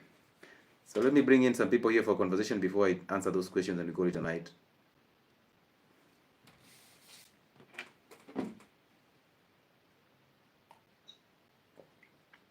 Even the Maasai still use napkin most of the time. Well done. Yes, Sunkist. Yes. Sasa daktari, Niko salama kwaje? wacha nikwambie daktari, unaona mimi wanakwambia, Yeah. we are trying to educate people. There's so many theories our people don't understand them, and it is so hard to bring these theories, you know. Yeah. Because I'm telling you something, we used to be in a very good setting. Yeah. We never had these diseases. Yeah? As I was saying, mimi nimesema comment hapo chini, I used to think the hospital was for the rich people. You understand? Exactly. I used to think that because we never used to go to these hospitals. We never used to do that. Nowadays, unapata mama, she's working really hard. That is a modern woman. She's calling herself modern. She goes to work when the husband is leaving the house. Yeah. And she goes to the office. Anarejea, anapeleka watoto weekend. Yeah. The maid knows the diet. Even the maid is being asked, utapikia watoto nini? Imagine a maid being asked, utapikia watoto nini? Because the mom is not even interested. Imagine. She's working for the money. Alafu maid, just because maid out nowadays, they are not even illiterate. Yeah. Our maids are very intelligent. Ni vile tu hawana godfathers out there to give them work. So what will this maid do? Akona simu yake, atapatia mtoto pizza, apatie mtoto mkate, apatie ile, see the mom is working hard. Yeah. Anapatia hizo mabiskuti zote. These kids are feeding sugar. Alafu wanapelekwa mbele ya TV. Yeah. Wanakiwa coco melon. Good. You know, do you know coco melon? Nobody's even watching this thing in the Western world because they found out the pedophiles are showing coco melon, teaching the kids. You know there's a scandal with coco melon. Lakini angalia vile watoto wetu walifanyiwa. Angalia watoto wetu wamekiwa coco melon. Mzazi ambaye mtoto anaangalia coco melon, they think the kids are very rich. And our village kids who are making tires na matairi, they are being seen as outward. You know? Yeah. And we are feeding our kids sijui nani, I don't know, there's Nick, amenda amependa sijui nani, and it's a boy. And people don't realize our kids are watching them. You know why? Yeah. Because when I come home from working hard for those coco melon, I'm going to go to TikTok. Nianze kuangalia hawa ambao wanagombana huku kwa TikTok. Unaona? Yeah. I don't have time. How many times do you go in a live? The mother is on live, mtoto anakuja anamwambia mami, anaambia chukua songea huko. They call auntie, come and pick this baby. Imagine. And it's midnight. And you're so happy. You are interesting yourself in people who don't even live in your homestead. Umejifungia mahali, unaambia auntie chukua mtoto, mpatie kitu anataka. Because you worked hard for that sukari. You worked hard for diabetic. Yeah. You worked hard for that disease. Unamwambia auntie chukua mtoto mpatie peremende anataka, and the kid eats the peremende, goes in front of coco melon, starts watching coco melon. Kana pedophiles they're behind those coco melon wanamfundisha don't love Samantha, anza kupenda Nick. Unaona? And the kid is being fed. Mama mara ngapi anakwambia my kid anajua cooperate coco melon peke yake, anacheka hapo. Are you okay? Are you okay? We are conditioning. We are knowing how to operate a phone before knowing how to learn ABCD. Are you okay? We are conditioning these babies from a very early age. And you see, most of these households, you take a clear look at them. The mother is on diabetic medication, the father is on the same medication, and the children are always on cough syrups and asthma medication. So the house is actually a mini pharmacy. And now they are even getting mental retardation because they are being conditioned to think in a certain way. Now they are watching drag queens. Now they are watching all these things. They're being told difference with colors. I remember we used to... in the syrup, in the cough syrup, there's diazepam. You know that medicine? Yeah. Very dangerous medicine. Actually, most of those cough syrups have medications that actually suppress the respiratory centers. So what are you doing? You're giving a child a cough syrup to help them recover from cough, but the same cough syrup has drugs that suppress the breathing centers in the brain. What are you doing? Imagine, and you know, as when the kid just comes, mama, hii ni simu yangu imezima, anapelekwa kwa daktari. Daktari anaandika syrup. Yeah. Very dangerous. Mtoto anaenda kulala, anakufa kwa usingizi. But the doctors are told. The breathing system has been affected. Doctors are told by the medical representatives to push these drugs. So when you come in, the doctor doesn't care. As long as you have a health insurance, that is a shopping voucher for them. They will take as much as they want from that insurance cover. But you'll never know. Of course, you have a very healthy insurance. What do you mean? I mean, I have a government insurance, or I have insurance with this private company that does very well. So I just have to go to hospital and take. Like you're using it as a shopping voucher for drugs. For heaven's sake. Exactly. Alafu wacha nikwambie daktari, imagine sasa wewe daktari umetoka hapo umetupatia live, you're not feeling okay, yeah? You're very good, you've told us everything, and then you go on the corner, things are not good on you. Yeah. You don't do gym, you don't go to the sun, eh? Yeah. You go in your room. What happens to you? You get depressed. Unaona? Yeah. Utasema, okay, me, I'm okay on social media, but I'm depressed, eh? Sure. Uende kwa psychiatrist. And you know, psychiatrists are not doctors. Those are people who are trying to be doctors. The medicine course was too expensive, or they broke up their medical course. Violence. Don't give up in life. You can still be called a small doctor. So you go in a room, make your office, and then you say, I'm a psychiatrist. You understand? A disclaimer. I'm not dealing with medicine, I'm dealing with a soul. A disclaimer. These are not my words. You are dealing now with a soul. Hey. Remember, a soul you have never seen. We have never seen the soul. Those voices we get in our head until now, nobody has ever said, Mimi, I'm studying the soul in the head. You know, we only talk of soul. Yeah. Like it's something there in us because the voice is in the brain. Nobody has ever discovered what those voices are. The voice that is telling you maybe Sunkiz is talking nonsense. Nobody has ever discovered. Yeah. You're telling me I'm talking nonsense? You've never talked about it. You know. So, that doctor is being told, you've broke up the medical cause. Usikufe moyo. Nenda ukwe psychiatrist. You start listening to people's problems. So wewe utaenda kwa psychiatrist umwambie mimi niko na shida ya soul. Nataka kuambia your soul is safe with me. Hajawahi ona? But most psychiatrists are depressed. They are, because listening to those stories, it makes them even more crazy. Yeah. You know, it makes me mtu anakuja nakwambia mimi nilificha nikaficha hapo 20 years. Wewe unajua utatoka hapo kwa hiyo ofisi ukiwa mwendazimu kushinda huyo mtu. Unajua? It's a crazy world out here. But anyway, one day we shall be heard. We shall be louder and they'll listen to us. Anyway, daktari, wewe umeenda pale umwambia watu wangu ni wazuri wamenisikiza, but mimi siko sawa. Instead of going out to the gym, instead of going outside where the sun is, ipatie vitamin D. It gives you, the sun gives us very good moods. You know, once you're depressed, hata ukipigana na bibi, utoke tu kwa nyumba, utembee even 20 minutes. It's enough to make you see the future again. But wewe utaenda kwa kale karoom kako, ufunge curtains, uzime taa, umeze and swallow start hearing voices. And then swallow an antidepressant.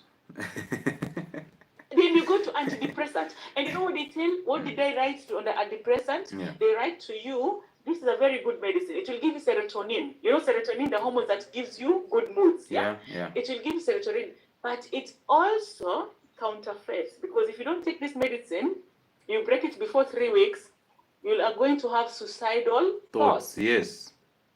Because those medicines, they just block that voices that you always hear, which is normal. It is part of the human brain to try and understand its environment. Those medicines, they block that way. And then you have serotonin, you don't even think of the bad things.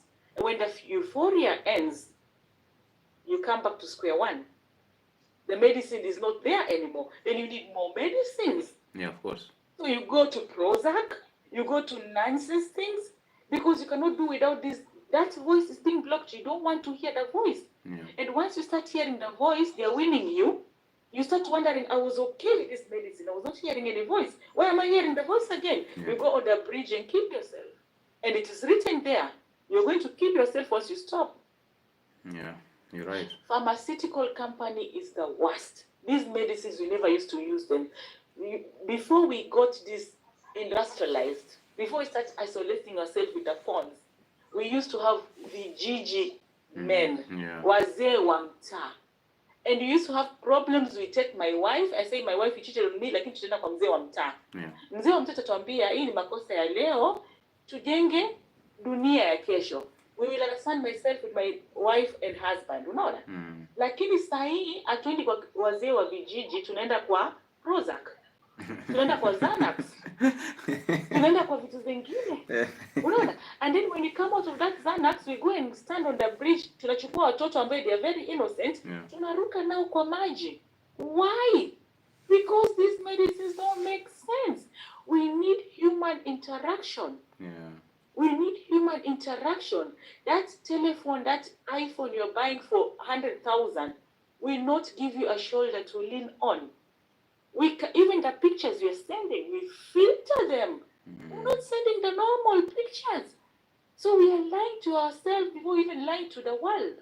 But you see, the best memories are in your brain. The best memories are not on pictures, on photos. Best memories are in your head.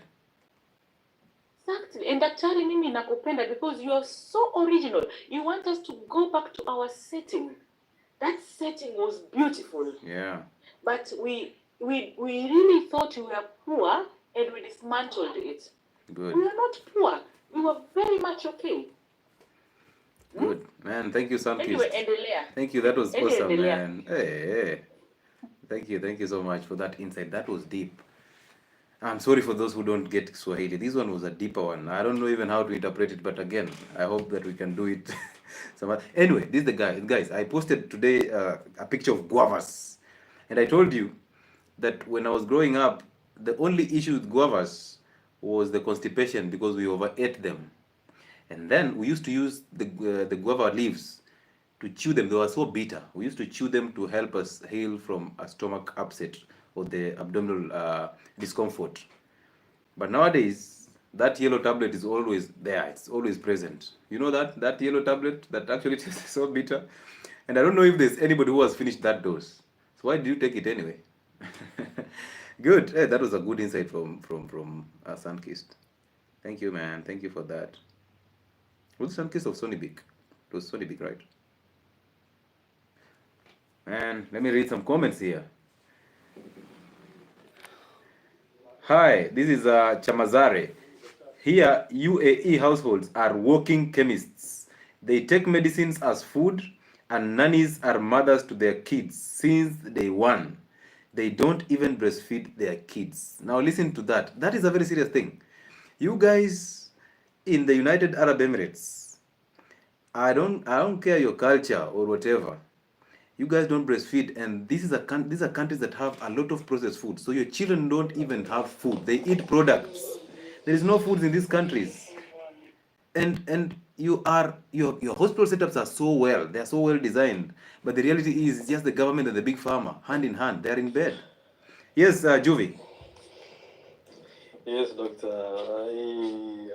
I'm from Kenya, but I live abroad. Okay, where do you live? And I live in Sweden. Okay, welcome on board.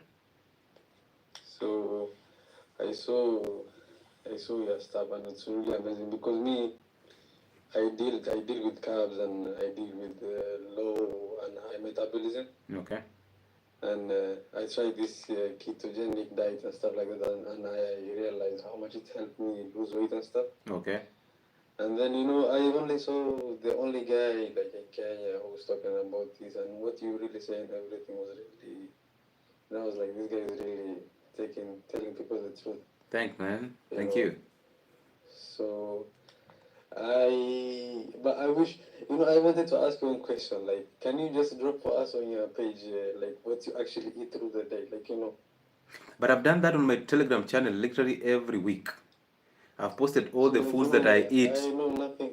Oh, you don't? I know nothing about Telegram. Only if you could post it on your page, like, you know what I mean? Okay, I think I'll make a video.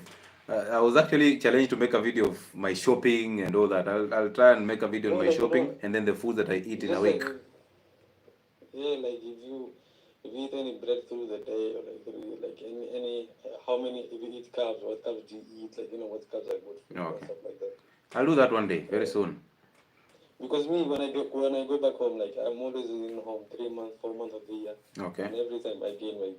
And then I come home, I lose it. Yeah. And then I go back to Nairobi. Because Nairobi, there's no sidewalks. It's too many people. There's no sidewalks. If you wanna go, you have to go to Karul or some shit like that. Okay. But anyway, I just wanted to tell you that you're having a good job, man. Crazy, good stuff out there. And thank you so much. Thank you so much. Yeah. Have a good day. Okay, thank you. This side is night, so you have a good day there. I hope so. Good. Ladies and gentlemen, there's a question here. How about children who are in boarding schools? Now, we can only do or we can only handle what we can handle, right? We cannot control the outcomes of what is happening in boarding schools. They are there, they are part of the system, they feed our children, they actually condition our children to the syllabus. They feed our children with unhealthy foods, but we cannot do anything about that. But when these children come back home, feed them with healthy foods. Now, the issue is this. Most women are running away from parenting. So you end up talking to the man softly, and because your man is emotional, you end up taking very small babies, a child from class 6 or from class 4 all the way to high school. These children are in boarding schools. Why? Why? My friends, I went to a public school, and I'm not saying you take your children to public school. I know you've achieved so much, you've worked so hard to get money to take your children to private school. Why don't you do homeschooling if you are told you have a lot of money? Why don't you do homeschooling? Why would you allow your child to go and be indoctrinated? So why don't you do homeschooling? But anyway, because we have schools and children have to go through that school, because of what is, of course, the culture. Whatever is happening in schools, you have no control over. Let these children go through that. And children have very good immunities. So let them go through that. But when they come back home, they should find a schedule. They should find you eating healthy foods, and then they adapt into that. But nowadays, a mother and a daughter are having a discussion about foods. My friends, where do you get that guts from? How are you raising these children?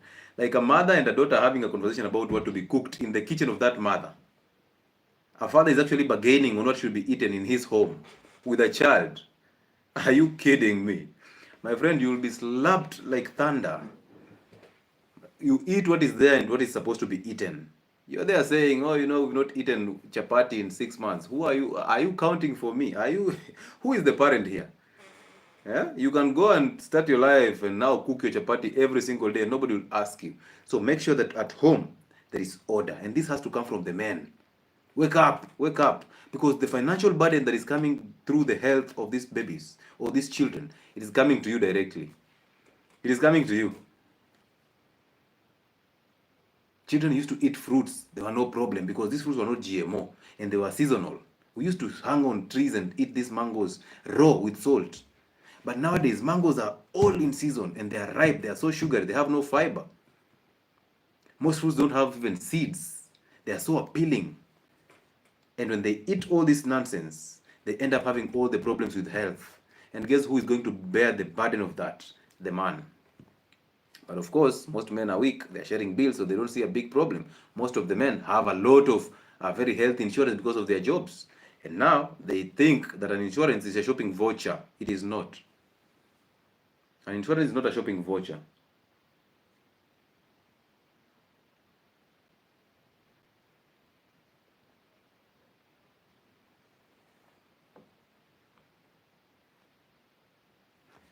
Good, good, good. In Middle East, they have special milk for the infant and strictly not for export. We are yet to see about that special milk. When you see something written on special, original, organic, start asking questions.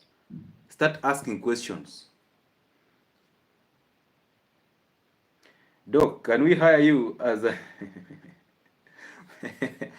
Hey, manza kunipea kazi. Now, before I even finish this live, let me remind you that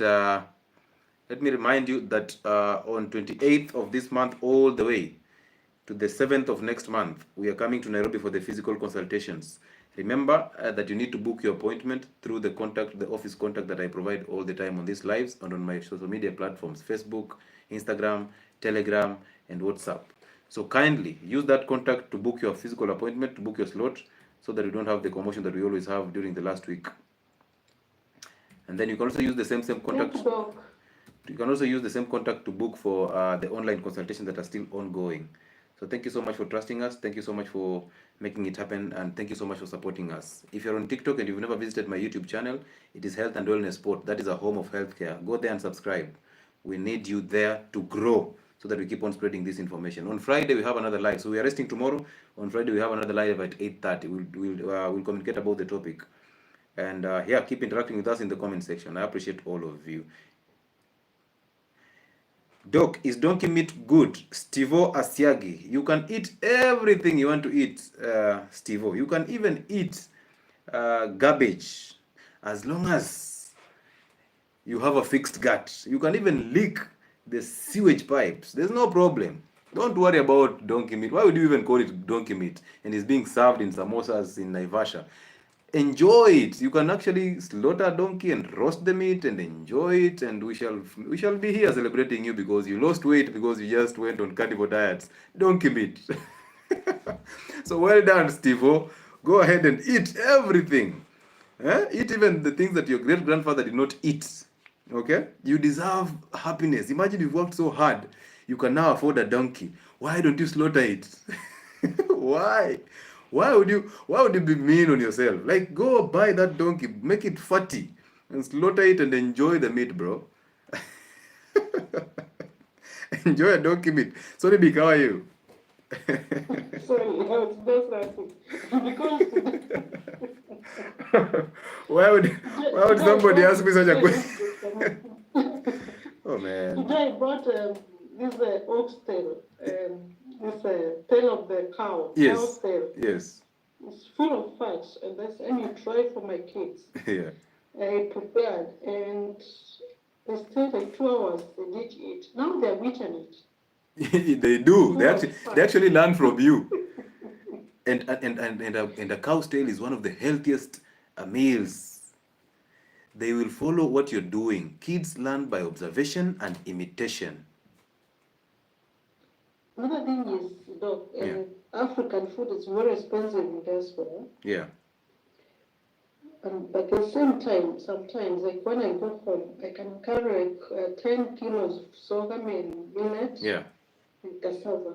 Because Ugandans are very good flour, like millet, sorghum, they make also sour cassava. Yeah.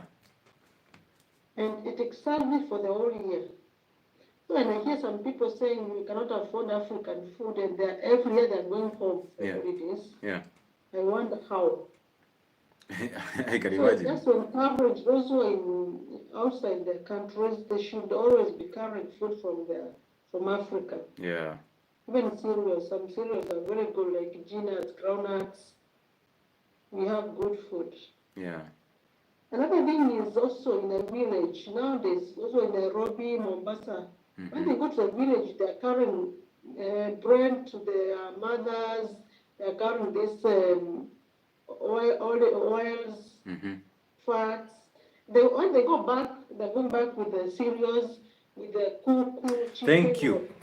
Thank you for raising that. We should talk about when people are going home for holidays. Let them not carry this bread and whatever. Let them not go and take the things and carry. Thank you for bringing up this topic. Like literally, how can you go to the village, carry the sweet potatoes, carry the green bananas, carry the millet and the sorghum flour from the village, come with it to the town setup and the urban setup? You enjoy these foods. And the only time that you're going to visit your great-grandmother or your grandmother, your father and all those people in the villages, you're carrying them seed oils, you're taking sugar to them, you're taking soda and juices, you're taking processed flour, you're taking all these unhealthy foods to the villages, and then you carry healthy foods back to the town setup. But again, God does not sleep. He whips you hard because you will eat those foods so fast, you will finish it, and then you stay in town for 3 months, eating the unhealthy foods that you'll ferry take them to the village. They will only eat that food for about a week or so, and then they go back to eating their healthy foods. So you'll suffer the consequences. However, where I come from, sugar is a measure of wealth. So they say, my son will bring me sugar. My son will bring me cooking oil. Basically, they are saying, my son is rich, can afford seed oils, can afford sugar. If you tell them to stop eating chapati, they will tell you, we took you through school. Now you became a doctor, and now you're denying us what we used to eat once in a while. Why don't you buy it to us? So you decide, okay, let me just give them what they want. But you see, that's the difference between a male and a man. A man has to lead from the front. But poverty is the enemy. Poverty is the enemy. When you see bread, somebody eating bread and they have applied margarine, My friend, you're thinking these are the most richest people this world has ever had. So that is the notion in the villages, and that is being propagated by us. We actually bought TV in town and ferried this TV to the village. So they see that those things on TV now, and now they start asking from us.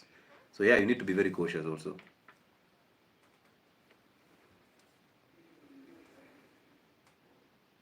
Oh man, it's like Sony Big got disconnected. Sony Big got disconnected. Let me just do 2 people and then we call it a night, right? We can do 2 people and we call it a night. We can have this conversation here every day, all night, all day long. But they will not make sense if at all you don't fix them. You can be here listening to these lives, and then tomorrow I ask you, what is your cooking oil? And you'll still tell me the normal one. Yes, is it Negroid or something? What is your name? Negroid. Negroid, how are you? I'm doing good. So I was asking, I want to cut carbs. Okay. So should I cut carbs like completely, or is there a better like forms of carbs that I should consume? What is your target? What is your aim? What do you want to achieve? I'm aiming to lose weight. How much do you weigh now? 80. Simply cut all carbs until you get to 65, and then now you can go to the gym, lift, and start adding healthy weight. And then now you can introduce a complex carbohydrate once in a while. So should I start eating, should I eat all protein? Animal proteins, to be specific. Okay, like all meats, red and white, all vegetables, cruciferous and green leafy vegetables, all you can use animal fats to cook your meals. So the ghee, the tallow, the butter, the coconut oil also. You can do, your fruit has to only be an avocado. So simply do animal proteins, vegetables, and an avocado, and use the cooking oils that I just mentioned: ghee, butter, coconut oil. Okay, thank you. You're welcome. Good. I thought there's somebody who was a baby here and is having a challenge. Dietary nowadays, this is Angela Mudhoni. Dietary nowadays, a measure prove that a woman is a wife material is ability to cook those layered chapatis. If you don't know, you are viewed as unfit to get married to their son. It's crazy. And nowadays, mothers are busy teaching their daughters how to make the best chapati so that they get married. Look at the irony. So the only measure of marriage is not even how good you are with children, or how good you can keep a home, or how good you are at submitting and respecting a man. The measure of our wife material is actually in you cooking chapati, making the best chapatis. And the weird part is nowadays you make chapatis using ghee. Why are you wasting ghee? Making chapatis using ghee. My friend, when I was growing up, we used to eat chapati twice or thrice a year. And it was crazy. It was crazy. You eat those chapatis until you tap out, and then now they apply some ash on your stomach because you are so bloated.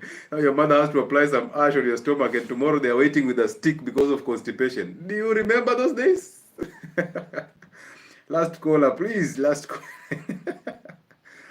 Hey, guys, life is interesting. Now follow me on TikTok, Health and Wellness Sport. Don't miss on following that platform. Follow me also on a backup account, Dr. Lewis Muchile. Follow me on Instagram, Lewis Muchile. Follow me on Facebook, Lewis Muchile. Follow me on X, formerly known as Twitter, Lewis Muchile. You will love my content, my friends. Follow me on Telegram as Health and Wellness Sport. And finally, subscribe to my YouTube channel, Health and Wellness Sport, a home of healthcare. We are here. This is Sarah Wambui. We are here. Challenge is trying to get the kids to eat whole foods instead of the previous known unhealthy foods and snacks. Adopting slowly but fighting. My daughter hates the new meals. Now listen, who is this? Sarah Wambui. That daughter of yours does not hate these foods from nowhere. Remember, you introduced these foods to her. So now unlearning this is not easy for her. She has to suffer some conditions that will actually help her unlearn. But you see, since you've taken lead, they will see it through you. When you get better, they see it through you and they become better. So don't get tired. Keep pushing. Children learn by observation and imitation. Okay? Good. So if you're here and enjoying these topics, this content, man, subscribe to our channel. So now, guys, it's time for me to call it a night. Let me just say hi to this last person, and then we call it a night. I hope you enjoyed these topics, and I hope this actually changed your view or your mindset. Remember, we're not here to just lecture you, no. We are here to actually have conversations that are healthy, that will actually change our lives for the better. All of us have to hit 100 years. Yes, Bruce. Think Tall, Think Tank. Followed you on X. Thank you so much. Think Tall, Think Tank. I appreciate you. Yes, Bruce. Yes, I'm saying. Yeah. I have a challenge with my chest. I always get challenge with chest having infections. So I've tried to follow up on stopping sugar, carbohydrates. I have challenge with them. So what would you recommend? What challenge? When you say I have a challenge with carbohydrates, what do you mean? What I mean is stopping using ugali. What is the challenge? What is the challenge? Why don't you just stop? Like, what is the challenge? The challenge is trying to get another carbohydrate to replace it with. Why do you want to replace it? Why do you just drop it? Because it's non-essential. Carbohydrates are non-essential in our diet. So why would you want them to be part of your diet? I'm trying to add weight, but I'm trying to follow on your plans. So I don't know how to go about it on adding weight and trying to correct the problems of having chest problems and skin problems. So why do you find it necessary to have carbohydrates in your diets, even though you're trying to add weight? People usually think that it's the one that usually gives someone energy. But I've demystified that myth all through on my platforms. I tell you that energy comes from fat cells, not from carbohydrates. So why don't you increase? Why don't you increase on your fatty meats so that you get the energy that you want? And remember, when you think of energy coming from carbohydrates, what you're saying is, I want the quick fix, the quick energy that comes from sugars. Because carbohydrates are sugars. They're the ones that actually cause you weight loss because they mess up your gut. So on extremes, they give you weight gain. On extremes, they give you weight loss. And the thin person and the fat person are in the same WhatsApp group. They actually, the thin ones are called the toffees. Thin from outside, but very fat from inside.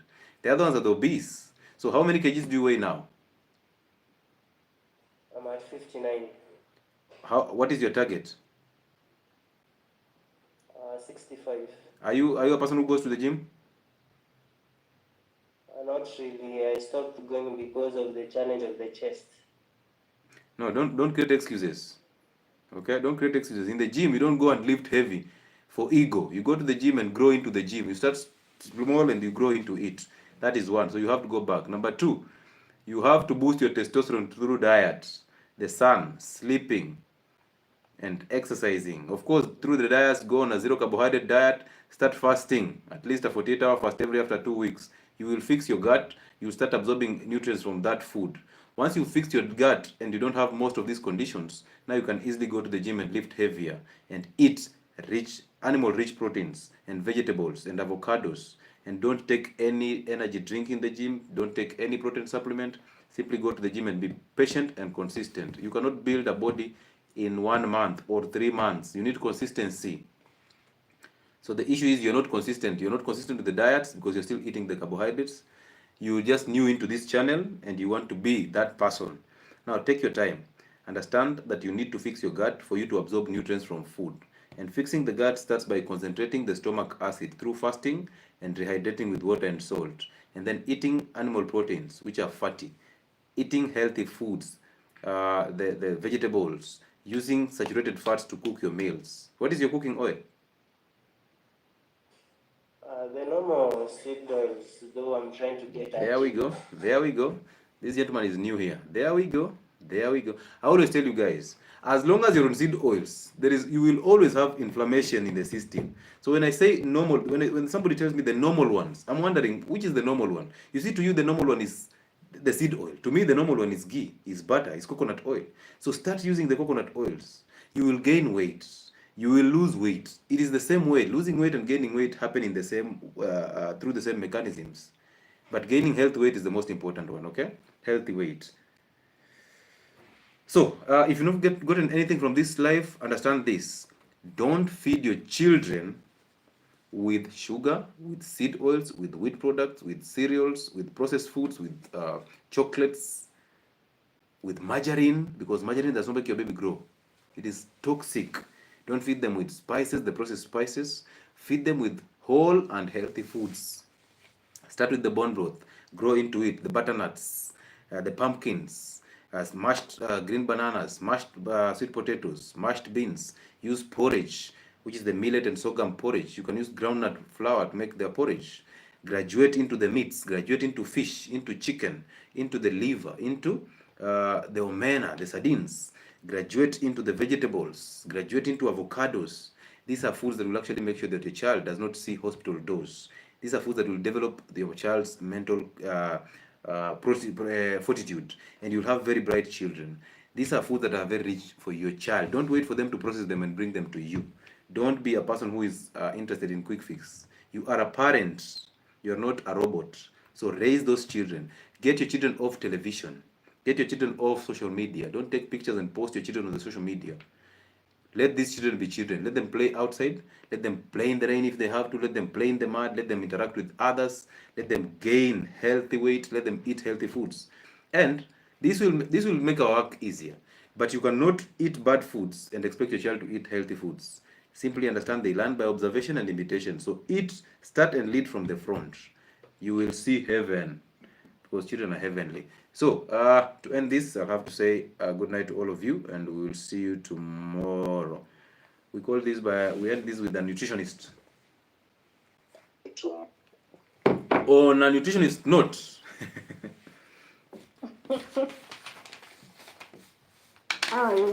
Good, clear for us. We have 8 hours to sleep, so make it short. Okay, I'll do my best to make it short. Okay. I would like us to go through just a few of the things we see in the NCH concerning children. Okay. You'll get a woman asking, Dietary, why would my baby stay without water for 6 months? Yet you yourself, you cannot survive without water for 6 months. But you see, there's water in breast milk. They don't think so. Oh. So you explain, you're like, oh. There's a lot of water. But then I've been giving my baby water. Why? They think there is no water there. It's just milk. But the baby did not. But the baby did not ask for water. So why did you give the water? I don't know. That must be an ignorant parent, because even milk looks like water. So, anyway, I understand that. But see, explain to them that breast milk has water and has every nutrient that this child requires until 6 months. They have to fix their diet so that they get the breast milk. Something else. They boil this baby's food with no or little salt, saying that salt will mess up their children. That is one of the things that I'm yet to understand. Ask them a question. It's not like a nutritious food. You'll get is green bananas and potatoes. That is food that the baby was made in the morning. Then this baby will eat this food since morning to night. But if you ask them what is the problem with salt, nobody says anything. Yes. So I would like to actually know that. If somebody tells you about salt, ask them what is wrong with the salt. I don't know who told them that they should put spinach in that concoction, that is green bananas and potatoes. Then they overcook it. Now there is no nutritional value in it. That's the reason why you exist. You need to tell them what to do, how to do it, and when to do it. Yes, at least we have women here, so they know what to do. The next time they go to MCH, they will not ask these questions. Then you get those mothers who teach their children to eat. As early as 7 months, the child is getting slippers so that they can eat. Yeah, I know. But you see, you're forcing a baby to eat things that, you're actually imposing your character and your behavior to the child. So that's so annoying. Yeah. Then there is this other group. They are like, Doctor, you said my baby is okay, the weight is okay. Yes. but my baby looks very skinny. What do I do to make the baby add more weight? Then you're like, just go I ahead and can't say force the you word. Don't sugarcoat it. Just go ahead and say it to make my baby fat. Yes. You ask them, Yeah. why do you need fat babies? Yes, then they are like, I think my baby is like this. It's like, you're like, I told you that your baby is okay. Most human beings are in their feelings. They are in their feelings. They are living in their imagination. They want, just because they are fat, their babies should come out fat. And you see, God is very merciful to these babies. And then the phrase that I love fat babies. You've seen that phrase here on TikTok, have it? Actually, I've seen women praising babies who have these double necks and these lines here, and because this baby is obese, and but but babies are, women are like, this baby has a very good neck. Oh, this baby is obese. I'm looking at this baby, I'm like, yeah. But we are actually transferring these behaviors to the babies and the dogs. Nowadays, look at women and men who are walking dogs on the streets in the evening. Fat dogs, obese dogs. They are depressed. They can't walk 10 meters. This is the same thing that we are putting in our babies. A child is super obese.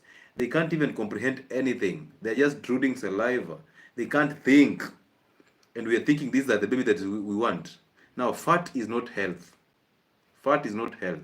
At all. Yeah. Yeah. So the sugar one, I think we are the one to be blamed, because I remember one time my supervisor asked her mother, why do you give your baby porridge without sugar? You yourself, can you drink that porridge? Add some little sugar. You started feeding yourself on chocolate when you gave birth, and you were told chocolate will give you breast milk. Now you graduate to eating sugar. Now you don't have breast milk, even though you took sugar and you took the chocolate. Now you're wondering what is happening. I'm like, don't you ask questions.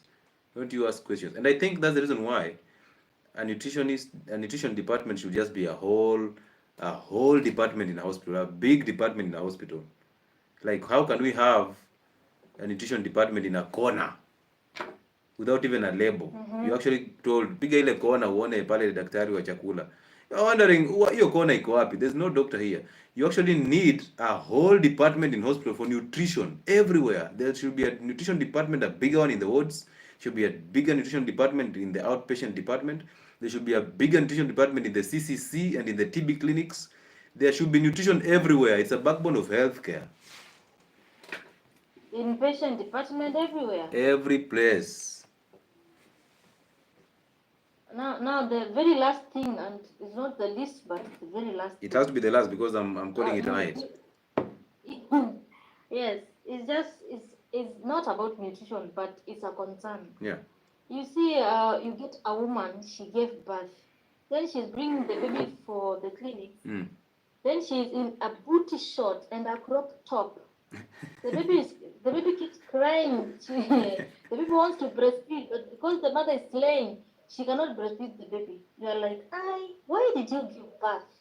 But you see that woman, you don't expect her to breastfeed because she's slaying, because she still wants her breast to be. She still wants her breast to be. So she's still interested in attracting a guy to give. No, she's actually looking for a second born already before she even breastfeeds the firstborn. So you can't blame her. That one is just basically how she was brought. The upbringing. The issue is her and their upbringing. So there are things that you cannot even change. Even if you are Jesus, there are people you cannot change. This is a woman who does not care about that child. She actually gave birth by chance. She just got here she doesn't even know how she got here. These are the people who are not fit to be mothers. These are the people who give babies the antihistamines to sleep so that they go and smoke shisha. These are the people who carry babies to the dens of smoking, and they're there smoking, and they're carrying a baby. These are the women who will invite different men in their house and introduce them to one child. So this child gets multiple personalities, is confused. Who is my father? So you cannot blame them. The game started at 1-0 down. They were raised without fathers. They were not raised in stable families, so they don't have an idea of what a stable family is. They were maybe brought up by a stepmother who kept on assaulting them. There's a lot of issues here. That's actually trauma. That is trauma. We cannot even help that one. We need to take her to a counselor to be guided through before we even talk about diets and nutrition in her baby. She needs help. Yeah, those are some of the things we go through in the MCH. So I thought I should share them here so that everybody who is here will not go and ask the same questions. I appreciate that. Thank you so much for sharing that. And it's a blessing that you came in. Thank you. Good night. Good, guys. I think it's time for us to call it a night. Thank you for being here for the longest period of time. We've done 2 hours and 7 minutes. That's a long period of time. So let's go and rest. We'll see you again on Friday. We hope to make it short on Friday. And again, as usual, it's a pleasure having you all listening to me. And thank you so much for being patient with us. I wish you a good night. If you're in a country that is having a morning, I wish you a good morning. I also wish you a good afternoon. See you on Friday.